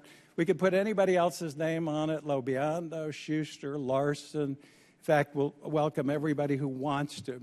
But this is the best discussion we've had in the 23 years I've been here. We've got to act, and we've got to act boldly, and we've got to do it right. We've had the safest system. My hearts and prayers go out with the Europeans today. They lost an aircraft. I saw Jim Kuhn. I see Sharon Pinkerton every day we woke up, and when we finished our job, we were pleased that we had the safest system, and we have reacted. We reacted when, in inspections, when we went to self-reporting and some of the at-risk basis rather than just show up on every Tuesday and inspect. We reacted with Oberstar on commercial aircraft when we had, with commuter aircraft and did that safety bill. So now it's time to act on reorganizing our air traffic control system. Didn't you propose this 20 years ago or say we should look at it, Ms. Robine? Yeah. And most of you testified in favor of it. And people worry about the other things, R&D, certification, tech. If you take air traffic control and we give it to the stakeholders, then we can concentrate on all those important other things. And Mr. Parker, I want to talk to you about U.S. Air and American Airlines whose records do not mesh. And I'll give you a personal anecdote about that. Can I get additional time? We'll go to round two. Okay, I'll be back. Thank you. Thanks. Ms. Brownlee. Thank you, Mr. Chairman. Mr. Parker, what evidence does Airlines for America have that spinning off the air traffic functions of FAA would improve FAA's ability to advance next gen? Well, the proof we have is the experience we've seen as it exists, which hasn't gone well. The fundamental reason, we believe, is the governance structure, as has been well stated by others on the panel, this is a commercial function that is run through a political organization, and that creates all sorts of problems for the organization, not the least of which is no real sense of looking forward and funding capital in the future. Look, let me try this. I was explaining this to Martine the other day. The anecdote, this best, maybe easiest for people to understand, is to think about if we ran our airlines the way the ATC is run, we wouldn't make decisions to invest in the future just like they don't. It's not a management problem, again, it's a structure problem. But simple things such as, whatever it was, 10, 15 years ago when airlines started investing in gate readers as you enter the aircraft. Those were capital decisions that were hard for airlines to make at the time. We were one of those. But what we knew is there was a lot of capital up front, but it would speed up the process for getting people onto the airplane. That investment was made. It's now been made by all of us. You see it everywhere in the airports. But it never would have been made at the FAA because they wouldn't have made that decision. There's still an agent there collecting the, making sure, scanning the ticket. It's not fewer people. They're just much more efficient. You don't have seat duplications. You board the airplane much more quickly because we don't have old paper tickets. We don't have nearly as many people having to process those. The existing people are much more efficient. The flow through is much more efficient. And if you take that to the next level now we're moving to, with that existing technology, improving the technology, taking to the point where people with their iPhones now can have, with barcodes, use that on those gate readers. You can't even make the next step in the FAA world because you never made the first investment. That's the problem. And we have a structure that is so exceptionally important to commerce, which is the air traffic control system, that we aren't letting move with the rest of the world. And it's the structure that creates the problems. Thank you. And Mr. Fuller, do you have any concerns in terms of the separation of the implementation of NextGen? I think the essential concern is that the disruption that's created with an air traffic system that handles the most diverse, complex, and largest air traffic in the world. And putting the entire FAA into a federal corporation doesn't forever foreclose the possibility that some elements of that would be spun off. But it would allow for all the attributes that have been described here, a board of stakeholders to carefully consider what is really a very important synergistic relationship between the safety and certification teams and the air traffic control teams. This is what comes through when you talk to the people in the leadership of the FAA today. And while there's a lot of things to criticize in the past, it is worth noting that I think today's FAA, through the work of all of us who've been involved in the NextGen Advisory Committee and RTCA, I think there are better understood priorities, better developed metrics for success, and more attention to what the stakeholders really need as operators in the system. My concern, when you look at Canada or any of the other change where there's a 12 to 24-month formal transition period, and in some cases many years of transition, is that we would freeze the progress we're making in this very important area. So a federal corporation with the entire group held together allows us to continue to make that process, but to actually govern and run the organization, as people have said, in a more business-like way. Thank you. And Mr. Hampton, in your examination of the foreign entities and NAV Canada, have any of those entities taken on or embarked on this kind of large-scale modernization projects like NextGen? Generally, no. Their business model takes a very incremental approach with a very near-term view on investment. 3 of the service providers we looked at, though, are working under there's a NextGen similar program in CSAR in European. They're following similar technologies. So that's a NextGen umbrella. But by and large, the air traffic service providers we looked at take a very smaller approach to acquisitions, very much less ambitious. Thank you. I yield back. Well, Chairman, yield for a minute on that question. Isn't that the similar approach that Verizon takes, incrementally investing so they're able to turn over in 10 years 4 times what the FAA has not even been able to do 1 time? Can somebody answer that for me? Yes. In fact, we are only in the position of having to do NextGen as a massive project because we have failed to renew our technology incrementally over time. Keep in mind that when our en route automation system is completed, it will have been completed with technology that was spec'd 10 years ago. And when our terminal automation system is completed in 2018, it will have been spec'd 18 years previously. And there is no work being done at all on a combined automation platform, which is what we must have if we're going to begin to manage the airspace in a modern way. I don't say that's a strength, not necessarily a weakness, by doing it that way. Okay, Mr. Hanna has left, I guess. Mr. Hanna's left. Mr. Corbello. Thank you, Mr. Chairman, for your leadership on this issue, and I also want to thank Chairman Schuster for laying out the bold vision of reforming the FAA and modernizing it. I want to thank all the panelists for their testimony. Mr. Park, I want to thank you for American Airlines' commitment to Miami. Representing Florida as a southernmost district, we certainly appreciate all the jobs and opportunities that the airline offers our community. And I also want to commend you on the progress of the merger. I was talking to Armando Codina earlier today, who was on the former AMR board, and we were remembering how you had promised that the merger would be in the best interest of all the stakeholders, debt holders, shareholders, employees, communities like Miami, and passengers, and by most accounts, you have kept your word. Thank you very much. Thank you very much. A question for you. In prior air traffic control reform debates, the airlines advocated for a cost-based financing system to shift some of the funding burden to corporate general aviation operators.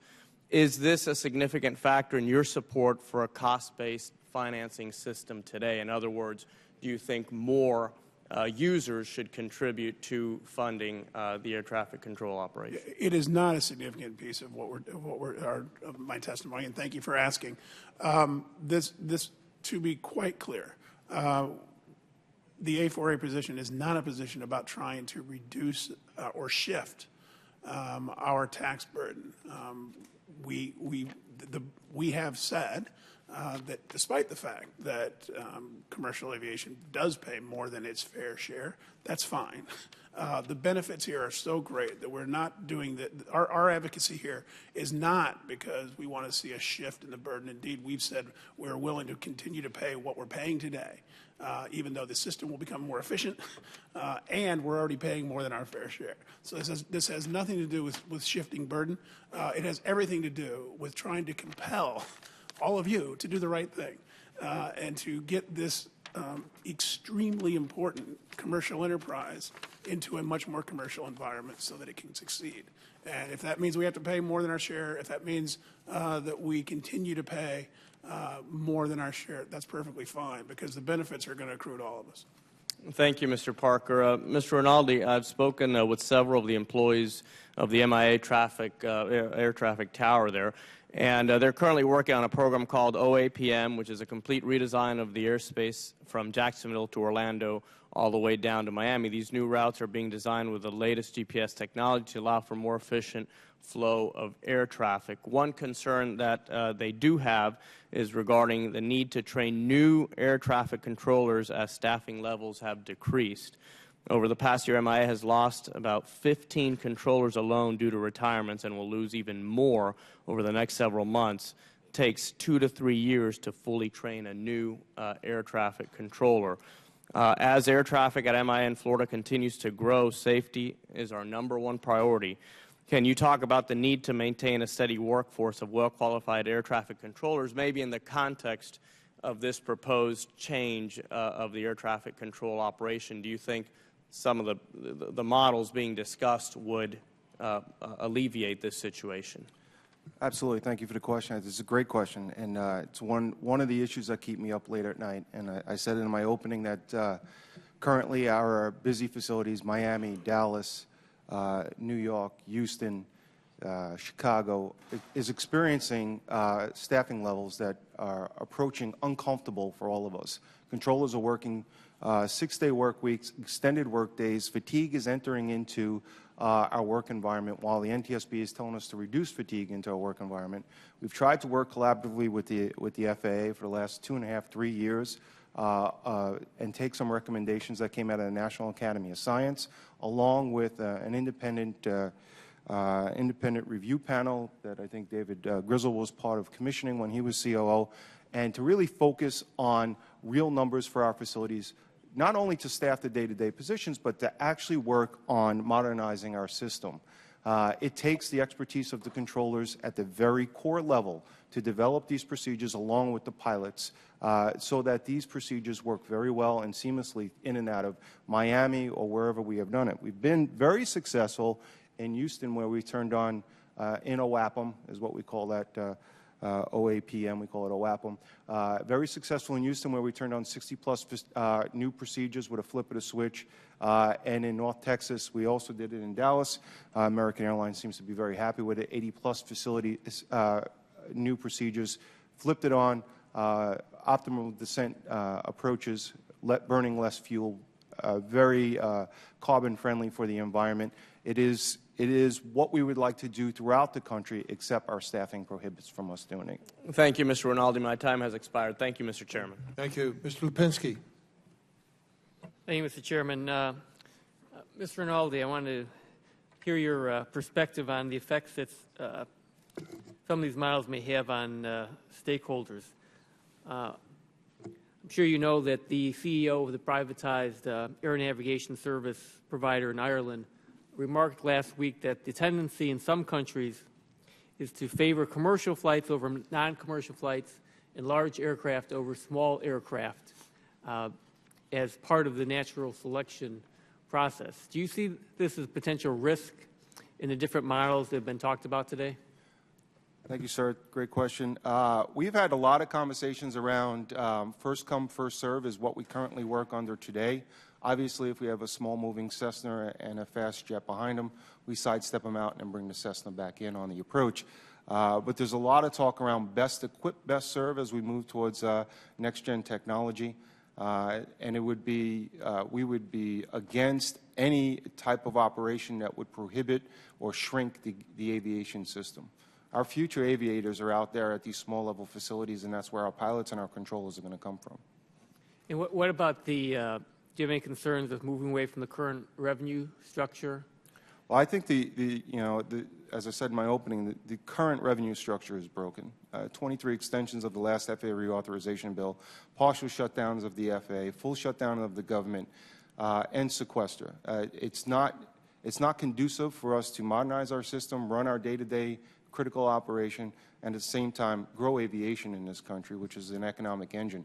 I think we actually have to, find a predictable, stable funding system. That's our main problem.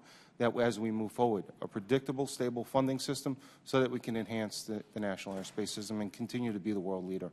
I think we all can agree with that. We want to make sure that we don't have any detrimental effects on any portions of the of aviation. I wanted to ask Mr. Fuller, you outlined a government corporation concept, which I think goes beyond what a lot of others are talking about here in sort of taking in everything, all of the functions right now from the FAA. I have concerns that this government corporation could move to save money by possibly consolidating facilities or mothballing equipment as we move to a satellite-based system, which could harm some of the smaller airports. And if it does have this corporation does take over the regulatory and certification, I'm concerned that this would delay fixing the regulatory and certification structure that seems to have a hard time keeping pace with the rapidly increasing changes that are occurring. So it does concern me that this will happen. Can this government corporation do these things in ways that the current structure seems to have a difficult time with, or don't you see the possibility of having a detrimental impact on these functions, even slowing them down even more and perhaps compromising safety?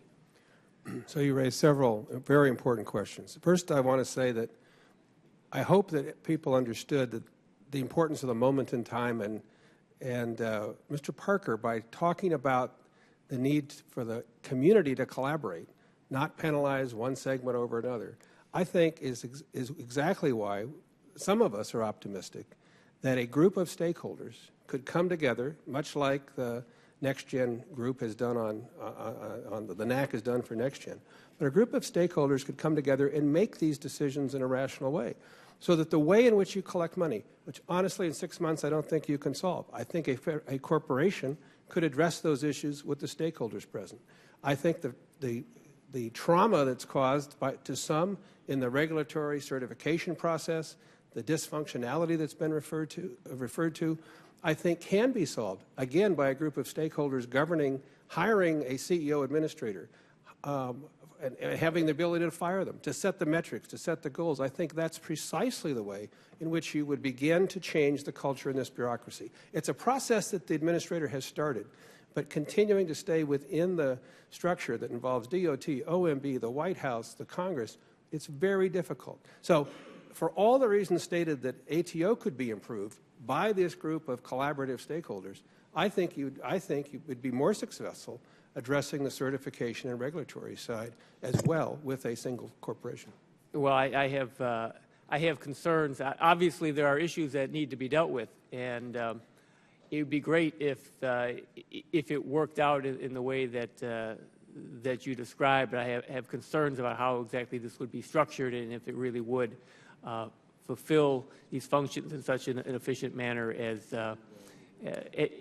you state here. But I'm over time, so I yield. It is why we need more dialogue on this to refine it, and we look forward to continuing that process.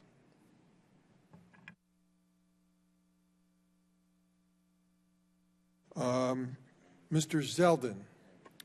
Thank you, Mr. Chairman.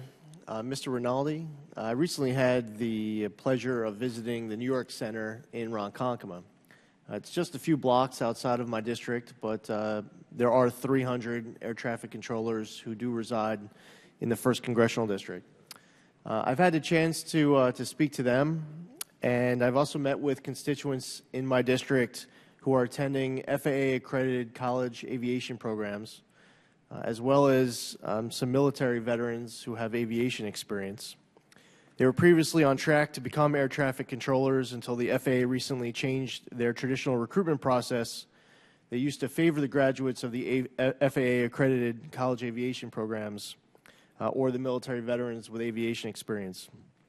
Now all applicants must first pass a biographical questionnaire, a pass-fail test in which the FAA has not released the scoring metrics or each applicant's actual score. One young man I met with attended an FAA-accredited college aviation program on Long Island, has excellent grades, and is the model applicant to become an air traffic controller. He didn't pass the biographical assessment. Does this biographical assessment actually improve aviation safety? What has been your experience with it? What am I supposed to be telling constituents who are going through a program to become an air traffic controller, and when they get to the point of applying, they aren't passing this biographical assessment? Well, thank you for the question. And first and foremost, you need to tell that individual and any other individual that talks to you about getting hired by the FAA, they have 1 week. It started yesterday. It's open, a continuous bid, U.S. government, usjobs.government, or at the website, where they will have to take a BQ again, the biographical questionnaire. The first BQ we had significant problems with, because the first thing when the agency started administering, this is the way we're going to weed out or cull the list of applicants, we asked them, we read up on what BQ was. It's science.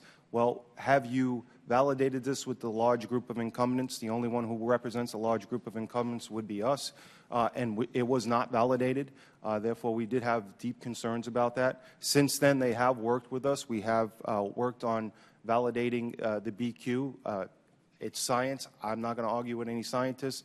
I'm not sure if it's going to work, but for getting hired, I think now is the perfect opportunity to tell those constituents of yours to apply for those jobs and get out there. It's only going to be open for 5 days.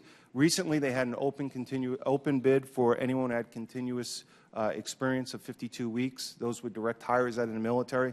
We applaud the agency for doing that. We worked collaboratively with them to get that bid out there. We want qualified candidates going through the academy, so the pipeline gets into our facilities, so we can get healthy and we can modernize our system. Mr. Fuller would like the opportunity to comment. Actually, it's an area outside of my expertise. I appreciate the problem. Okay. Thank you, Mr. Rinaldi. Is there anyone else who wishes to comment on the biographical assessments? I mean, I just got sworn in at the beginning of January.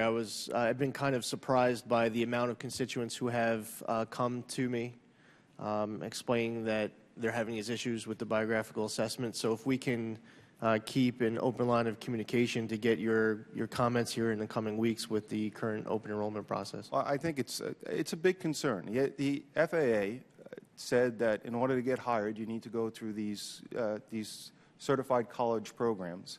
And then last year, as we closed the academy because of sequester in 2013, and as we rolled out of that, they decided to change the hiring process. It was a deep concern of ours that we were going to not have a steady flow of qualified candidates getting through the academy. So I would love to keep that dialogue open with you, sir.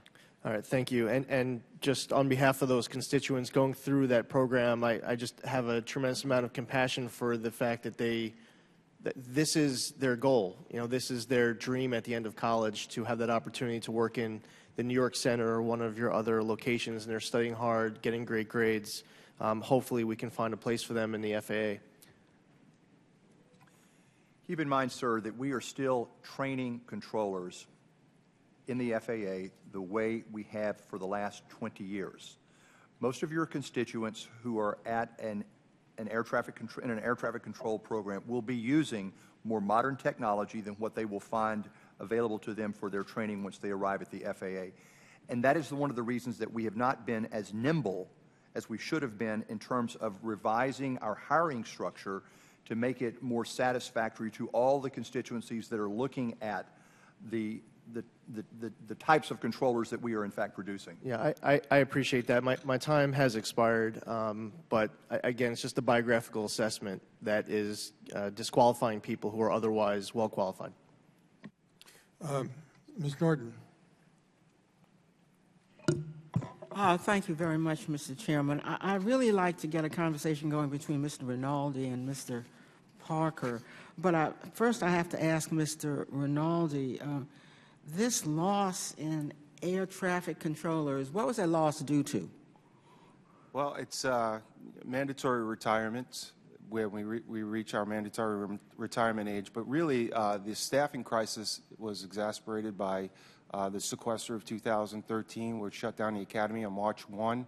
Was planned on opening up on October 1, but for the government being shut down, full government being shut down, the agency never got around to opening. So are these people taking early retirement, or are the ones that are lost is different from retirement, of course? Well, the losses are from retirements, and they're taking illegitimate retirements that they've earned. Yes. Well, I'm very worried. My first standard when I get on an airplane, I don't know anything about airline, but I just want to get there safely. Absolutely. Safely. So I was interested, Mr. Rinaldi, because you had a fairly objective, when I looked at your testimony, kind of rundown of the different models. And there's some, you don't say which model to choose. And so that's why I find it fairly objective. And since you represent the controllers, Mr. Parker is an airline executive, and there's some meeting of the minds, not entirely, but Mr. Parker says a nonprofit type governance. And by the way, I don't fault any of you for throwing up your hands and saying, let anybody running except the government. Anybody who will do something other than these annual appropriations or no appropriations. Shame on the government. So if I were you, I'd be saying, let's get rid of you and get stable funding and somebody who will run an airline or help us run an airline correctly. But I noticed Mr. Rinaldi looked at several types of providers, and he noted that the Germans have taken over their structure with some beneficial results, that in the UK they've had to, they don't have a single provider anymore because they had to put one of the airports up for bid, I guess because the other one couldn't take it on. So I looked at the New Canada model because that's the nearest to not-for-profit model. And what really interested me was that you pointed out, again, you don't take a position, about the difficulty in just looking at other models, and that's what I always do. Let's see how it worked there, and then maybe we can superimpose it here. Also run with user fees. You say, Mr. Rinaldi, difficult to apply, and then you compare the United States with Canada, and you blew my mind. The United States controls 132 million flights annually, Canada 12 million, 21 centers in the United States, 7 in Canada, 315 towers here compared to 42 in Canada. We run the busiest airports. They're way down the line. I'd like both of you to indicate whether that at least, well, first let me say, do you consider that not-for-profit approach would more likely than the others put safety first, even if safety costs more? Well, thank you for reading the testimony. And yes, it is mind-boggling that we have 8 of the top 10 in the world airports and 16 out of the top 30 in this country, where Canada has 1, number 15, which is Toronto. But that said, I think the Canadian model is intriguing, and it's very interesting. When I love their collaboration that they have from the glass up, is what we would talk about as a controller, where the controllers and the engineers are working together, developing requirements of what equipment would actually help them enhance the safety and efficiency of their system. They're actually doing next gen from the glass out, as opposed to the FAA pushing it down. I think it's very, very interesting. I think the equipment that they have, because it's developed with their own controllers and their own engineers, I'm not ashamed to say I'm envious of. Some of the equipment we have it's antiquated and it's absolutely ridiculous. And our training ways, what David said, is absolutely true. I recently saw them at a ATM Congress, where they walk around with an iPad, where the controllers are getting their mandatory briefings via iPad. We're still reading paper and checking each other months and months that make sure that we're certified to get on position. So there are a lot of things in Canada that I find intriguing, but my biggest concern is it scalable. Is it scalable to the size of this system? And we also want to make sure that we continue the diversity of our system, which is providing services to rural America where they need aviation services. So those are the concerns I have when I look towards Canada. The German model is very interesting, and you know what? Can I finish? If you can, please. Yeah.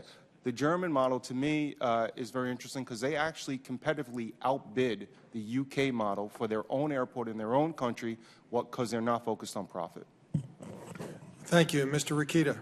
I thank the chairman. I'd say that as a regular user of the system, there'd be once in a while that I myself wanted to bang the gavel on a controller. No. You guys are great. I really appreciate it. And I appreciate the work and the leadership of the chairman here today and the committee as a whole. As a new member of the committee, I feel obviously a newcomer to the work that's been done prior, and I'm excited to hear the testimony today and feel like I stand on the shoulders of many and I'm ready to make some good changes to the system. Been here the whole hearing, listened to all the testimony. I may have missed a few pieces. I apologize if I'm repeating anything, but I thought according to Mr. Hampton's testimony, the Auditor General of Canada made a report that it didn't properly value the air traffic control services. How do we ensure proper valuation if we ever did move to such a system? Yes, sir. Thank you for the question. When the assets were transferred from the Canadian government to NAV Canada, the valuation of the assets was significantly undervalued by about 60%. So to prevent that from happening, so the accurate and a fair assessment of the assets of the whatever is transferred to the new entity of the air traffic, whatever is transferred to the organization that would be put in place if a change is made in the United States. So FAA would have to do some work to do and a proper evaluation of whatever would be transferred to the new air traffic entity. Thank you. Does anyone else want to react to that? Mr. Poole, I don't know if you want to. A couple perspectives on that. The more that the new entity is required to raise in financing to pay for it, the more costly it's going to be for the users. So there's a real question there, and I take David Grizzle's point that when you actually look at the obsolescence of a lot of the facilities and technologies, I mean, there's going to be some real judgment calls as to what the proper real value is and whether there's a net value there at all. There's a value in having the right to be the monopoly provider, definitely, but that's going to be a very subjective thing to determine. So I think, subjective but not impossible to determine, and the stakeholders as a whole, you're all ready to jump in and tackle that particular challenge? Well, I think that's a challenge that we're all going to have to deal with. Yes, Definitely, okay. Definitely. The airline says yes. Mr. Grizzle? Absolutely. I think that it is a doable task and should be done. Okay, thank you. Now, if I understood right, I appreciate Mr. Fuller being here, all of you being here, but Mr. Fuller, federal government corporation, or a federal corporation, I think is what you're recommending. And I don't know, I got an example, that would be Amtrak. I don't know if the A word has been used here at this hearing, but that would be an example of what you're talking about. There's many, many examples. I think you'd have to find the path that works for aviation. You've got operating units from St. Lawrence Seaway, Tennessee Valley Authority. We've looked at the state of California runs the whole university system as a separate entity. Did MAC consider the co-op arrangement or the nonprofit arrangement, as Mr. Poole and Ms. Rabine indicated? Yeah, we had the advantage and the opportunity to talk at some length with David Grizzle, with Bob Poole, and so we did look at it. And again, it goes to the question of, how do you best make the transition? We're not saying in the future that a federal corporation that contains all of FAA would foreclose the possibility of spinning out ATO. But what's bold and doable this year, we think, is keeping it together with a stakeholder group that could decide how best to finance and structure the organization going forward. And thank you. I say we, and I want to say it's the working group on the MAC who's developed this. It's a proposal still very much under discussion with stakeholders and others. So the inverse of that very same question to Mr. Poole and Ms. Rabine, I mean, what about the federal corporation? What about what Mr. Fuller is saying directly? Can I just be clear on what he's proposing? Because I'm kind of speechless. He is proposing to corporatize the safety side of the FAA along with the operation. We're all proposing, I think, corporatization of the air traffic operation. Assume he was just talking about but he's not. the service, but assume he was a federal corporation for the services. I mean, yeah. I'm trying to get to that kind of entity. We're all. Oh, I thought I heard you just say you were for a co-op. Well, I think it's a corporation. It's a private corporation as opposed to a government corporation. I want to get to some granularity here on what you particularly prefer. Mr. Poole, final 10 seconds. Yeah, I think that the nonprofit corporation has greater insulation from the problems that we're trying to solve. And you propose a co-op, nonprofit. They're basically pretty much. Yeah, they're pretty much synonymous. What NAV Canada, they don't call themselves a user co-op, but in effect, that's basically what it is. And I think that has the best, as Professor Robine testimony stated, the best alignment of incentives to ensure good performance. My time's expired, and yielding back, I'd say, at least with regard to certification, when you look at the problems with Part 23 and the delays and all that, I think Mr. Fuller has a point, at least with regard to certification, which is not necessarily safety. I yield. Thank you, Mr. Keat. I heard twice about the undervalue of the assets, and it took 2 years after for the government to figure it out. I don't know if anybody knows the answer to this, but is that because NAVCAN used a different accounting system and accurately were able to value these things? Because we know with Amtrak, as was mentioned, they have no idea what their assets are because their accounting system's so screwed up. No, sir, I'll get back to you. I just think it was the speed of the effort of the transaction. Okay. Mr. DeFazio, you want a second round? Thank you, Mr. Chairman. let's step back a moment. As I figure, the airlines and their customers contribute about 94% of the current revenues. And so I'm going to assume that those revenues are going to flow to the new ATO. So that's 12.8 billion in revenues. But if you are not assuming AIP, although you say you'll give excess money to GA airports, so I'll figure that in. I'll say you're taking half of AIP. So you're going to assume then costs of about 10.8 billion, and you've got 12.8 billion in current revenues. So there's 2 billion there. So you don't have to get efficiencies to pay for anything. But then the government ends up with the other half of AIP for small, medium, and large airports. The government ends up with certification, and it ends up with safety. All of that comes to about $5 billion if we assume that GA is funded by your excess revenues. So, part of the reason we're here is Congress isn't ponying up the money, and we're subject to sequestration, and we're subject to all this other stuff going on. So how the hell are we going to come up with stable funding of $5 billion a year with no tax revenue? We will have, the remaining revenues would be GA gasoline, GA jet fuel, and shippers. So that creates way less than $1 billion. So we're assuming that the government's going to pony up $4.5 billion, general funds indefinitely, not subjected to sequestration, so we can have a good certification safety system, and we can continue to have small, mid-sized airports and large airports. How are we going to deal with that? Are we assuming, Mr. Poole, do you assume PFCs, that airports will they go to the European model? And how will that work for small, mid-size? We're going to do this with exorbitant landing fees? Is that how we're going to pay for it? I don't think so. I think what we're at a juncture here where we're looking at something as big as the transformation of the ATC system. Right, but let's just get to the numbers. Get to the numbers, please.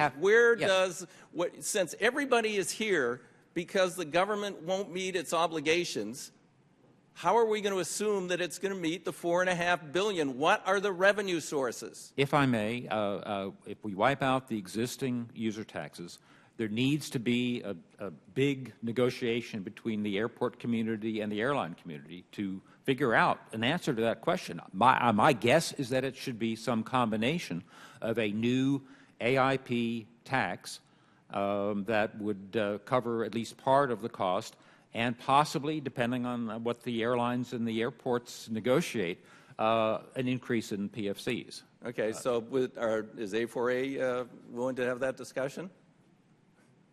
I haven't been able to get it going so far. A discussion of? With the airports about the potential. I've proposed two different things. You could have a second tier, since I was one of the creators of the you could have a second tier PFC in which the airlines would be more significantly involved. They wouldn't have veto power, but it would be more like your leaseholds. Or we could separate the big airports. That saves a bunch of money and allow them to have a higher PFC. But we've got to pay for that somehow. So, and if you don't want to have a dramatic increase in landing fees, how are we going to pay for that? Well, again, as it relates to the ATC system, we currently are paying and have agreed we'll continue to pay the same amounts we pay today, and those exceed the cost of the ATC system. Yeah, well, no, sir. But if I pointed out, actually, the costs you were assuming are $3 billion less than the revenues that currently flow from the airlines. So you're leaving the government with that extra $3 billion in costs without a revenue source. I'm parsing this up in a way, if we're going to fund AIP, right, and we're going to fund the safety, and we're going to do certification, that's $4.5 billion or so. And your revenues, the other things you're assuming of the current system, are less than the revenues you currently contribute. Yeah, Congressman, we need to work through this with you. Nothing in what we're trying to propose assumes that the airlines are going to be paying less into the system than they pay today. So to the extent those projects are being funded, couldn't we agree that AIP should go with the system? Then AIP should move over, and you should fund AIP. That takes away some of our burden. And then maybe in some of the models that were talked about in some of the testimony, maybe you should be contributing to help us pay for the certification system, like the pharmaceutical companies pay money to help get faster certification of new drugs. So because you've got an extra couple of $1 billion here, if you assume the same level of fees you have now, and you get savings because you're going to be more efficient, you maybe got $3 or $4 billion, so you can help us with our stability issues over here. Otherwise, we're just saying we're trying to solve, you know, the problems of sequestration. I haven't even looked at the Republican budget. I don't know what it does to FAA. I know what it reduces spending on highways by 99% next year. I don't know what it does to the FAA. So, you know, it's kind of a problem. So I'm just trying to say there are some things here that need, okay, and let me go to one other quick issue, because I am going to ask American Law Division. Has anybody examined in depth the 1936 case, the recent D.C. Circuit Court ruling, the remand by the Supreme Court, which found that it overturned the circuit because the circuit upheld the 36 ruling that says a private entity cannot have regulatory power. The American Railroad said, and they used ATO, they said, well, air traffic is definitely a regulatory power in their argument that was upheld by the circuit court. The Supreme Court said no, despite everything, because Congress meddles so much with Amtrak, including talking about regulating food service, that it's inherently governmental. So it's been sent back, but the standing is still there. You can't delegate a regulatory function to a private entity. It's still there. Has anybody looked at that in great depth and can disprove that? And I'm going to ask American Law, and you can help me direct the question if you've looked at it. The gentleman's time has expired. Thank you, Mr. Chairman. I would like the panel to address it, because as I said earlier, we're not talking about taking the safety and regulatory out of government. We're talking about a service, a provider of service. Well, but that was my point. But it's going to stay with the government. How are we going to fund it? Well, your funding question, we absolutely have to figure out those numbers. There's no question about that. But we're not taking it. The ATC performs as a service, and the FAA still maintains it. In our view, I know there's others that want to take it out, but it remains with the government. Ms. Robine or Mr. Grizzle or Mr. Poole, one of you want to directly address that? There are only 4 feasible sources of funding for the combined operation that is now within the FAA. Those, the general fund, user fees, self-help, i.e. a PFC, and some new tax. I am confident that the stakeholders, with your instructions, will be able to come up with a solution that adequately funds the 3 parts of the FAA with the 4 available sources of revenue that are theoretically available. Thank you, Ms. Robine. Just, I'm not the general fund, Congressman DeFazio, funds safety now. So I think that is not a change, right? So that, I mean, that seems like a red herring to me. No, what is the revenues that are going away are larger, you know, than the duties that are being assumed. So the government now has to contribute more general fund to meet those current obligations. That was the point I was making. Yes, but I think the issue is AIP. We get the general fund now because we get sequestration, and you already heard. Right. Yeah. And I would endorse your concept of a user charge along the lines of the FDA. I think that is an option that should be on the table. I just wanted to point out that if you look at the historical figures for the last 15 years, the average percentage of the FAA budget coming from the general fund has been 22%. And that pretty much covers the safety regulatory functions, and you can consider it as being also partly the public interest part of AIP that's serving the smaller remote airports. So, I mean, that ought to continue, albeit I'm open, too, to having the potential of fees for faster certification, which is actually happening today in the UK, because they've revised their regulatory and certification system in addition to corporatizing NATS as the ATC provider. Thank you, Mr. Poole. Mr. Costello.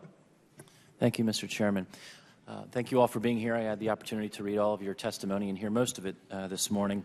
And before I ask a question of Mr. Parker and then of Mr. Rinaldi, in all of your written testimony, clearly a steady, predictable funding stream with flexibility, I believe was also the word used, is at the top of the list. And it begs in me the question, how much is does that challenge actually exacerbate some of the structural challenges and reforms that are being sought Or stated differently, if the funding stream were there, would some of this discussion not have the velocity or the intensity that we're having?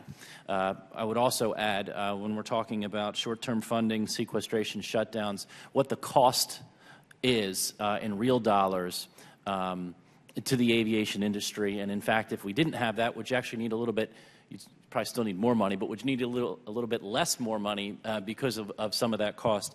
And so I'll leave that sort of lingering out there if we have time within my 5 minutes. Mr. Parker, as a CEO, accepting the premise that we've now moved to a self-financed public-private partnership or government corporation or independent nonprofit entity, whatever it is, share with me the benefit to your company. Share with me, from a CEO perspective, share with me the public benefit that you feel inures as a result of that structural change. Thanks. First off, a more efficient organization, which can do more things for the same amount of dollars. But bigger than that, a reduction in air traffic control delays. A much more efficient and using much better use of automation to reduce delays around this country which are going to get worse, not better, and that will be reduced through a more efficient system. And that's by far the largest benefit of all this, is taking what is, I agree, a complex system and making it more efficient. I would argue, actually, that the complexity argues for this to be done more so than a less complex system. Complexity is where automation and creativity and innovation can actually make bigger advances. So anyway, we all suffer, and I think not all of us realize how much we suffer due to an antiquated ATC system. And it's simply going to get worse. And by moving it to a commercial, a more commercial structure, that wouldn't be allowed to happen. Thank you.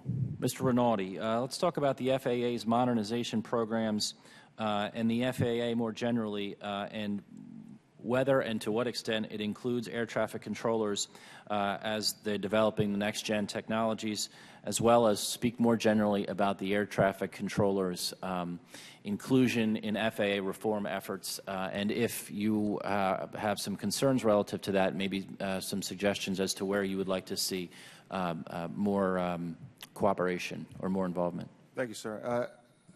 Currently, we're working very collaboratively with the FAA when it comes to modernization. But I often get reminded as seats change amongst the FAA leadership, it's almost like you have to reinvent the wheel. And someone said Groundhog Day. We actually have to bring them back up to speed exactly where we were 6 months ago, 10 months ago, 12 months ago to actually keep the projects going. Knock on wood, hopefully by the end of this month we will cross the finish line on ERAM, which, as David Grizzle pointed out, was spec'd out at 2004-2005, and we're finally crossing the line now. We didn't get involved in the modernization of ERAM, which is our 20 en route centers across the country, until early 2010 is when we started to get involved, because they had a $2 billion program that actually wasn't tracking or tracking airplanes across the sky, and it was actually shutting down our radar scopes for next-gen technology. So being involved is not only important, it's essential to being successful in modernization. Thank you very much, and I want to thank the panel again. Mr. DeFazio, as I said earlier, always asks the tough questions, and that has always been from the outset, the funding. How do we figure it out? And I believe we will figure it out, how to get there, especially when you got a panel like this with almost 200 years or more than 200 years experience.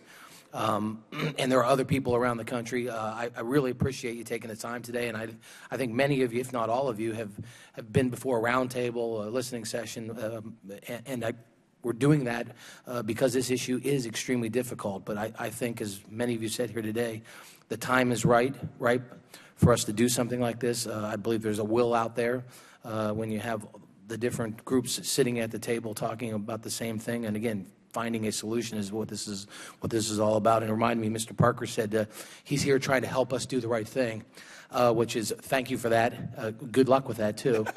but it reminded me of what Winston Churchill said about America. America always does the right thing after it's exhausted every other option. So hopefully over the last 20, we've exhausted all the options, and we're finally getting to the place where we're going to do the right thing. So again, thank you all very much for being here today. Appreciate it. And the hearing is adjourned. Thank you.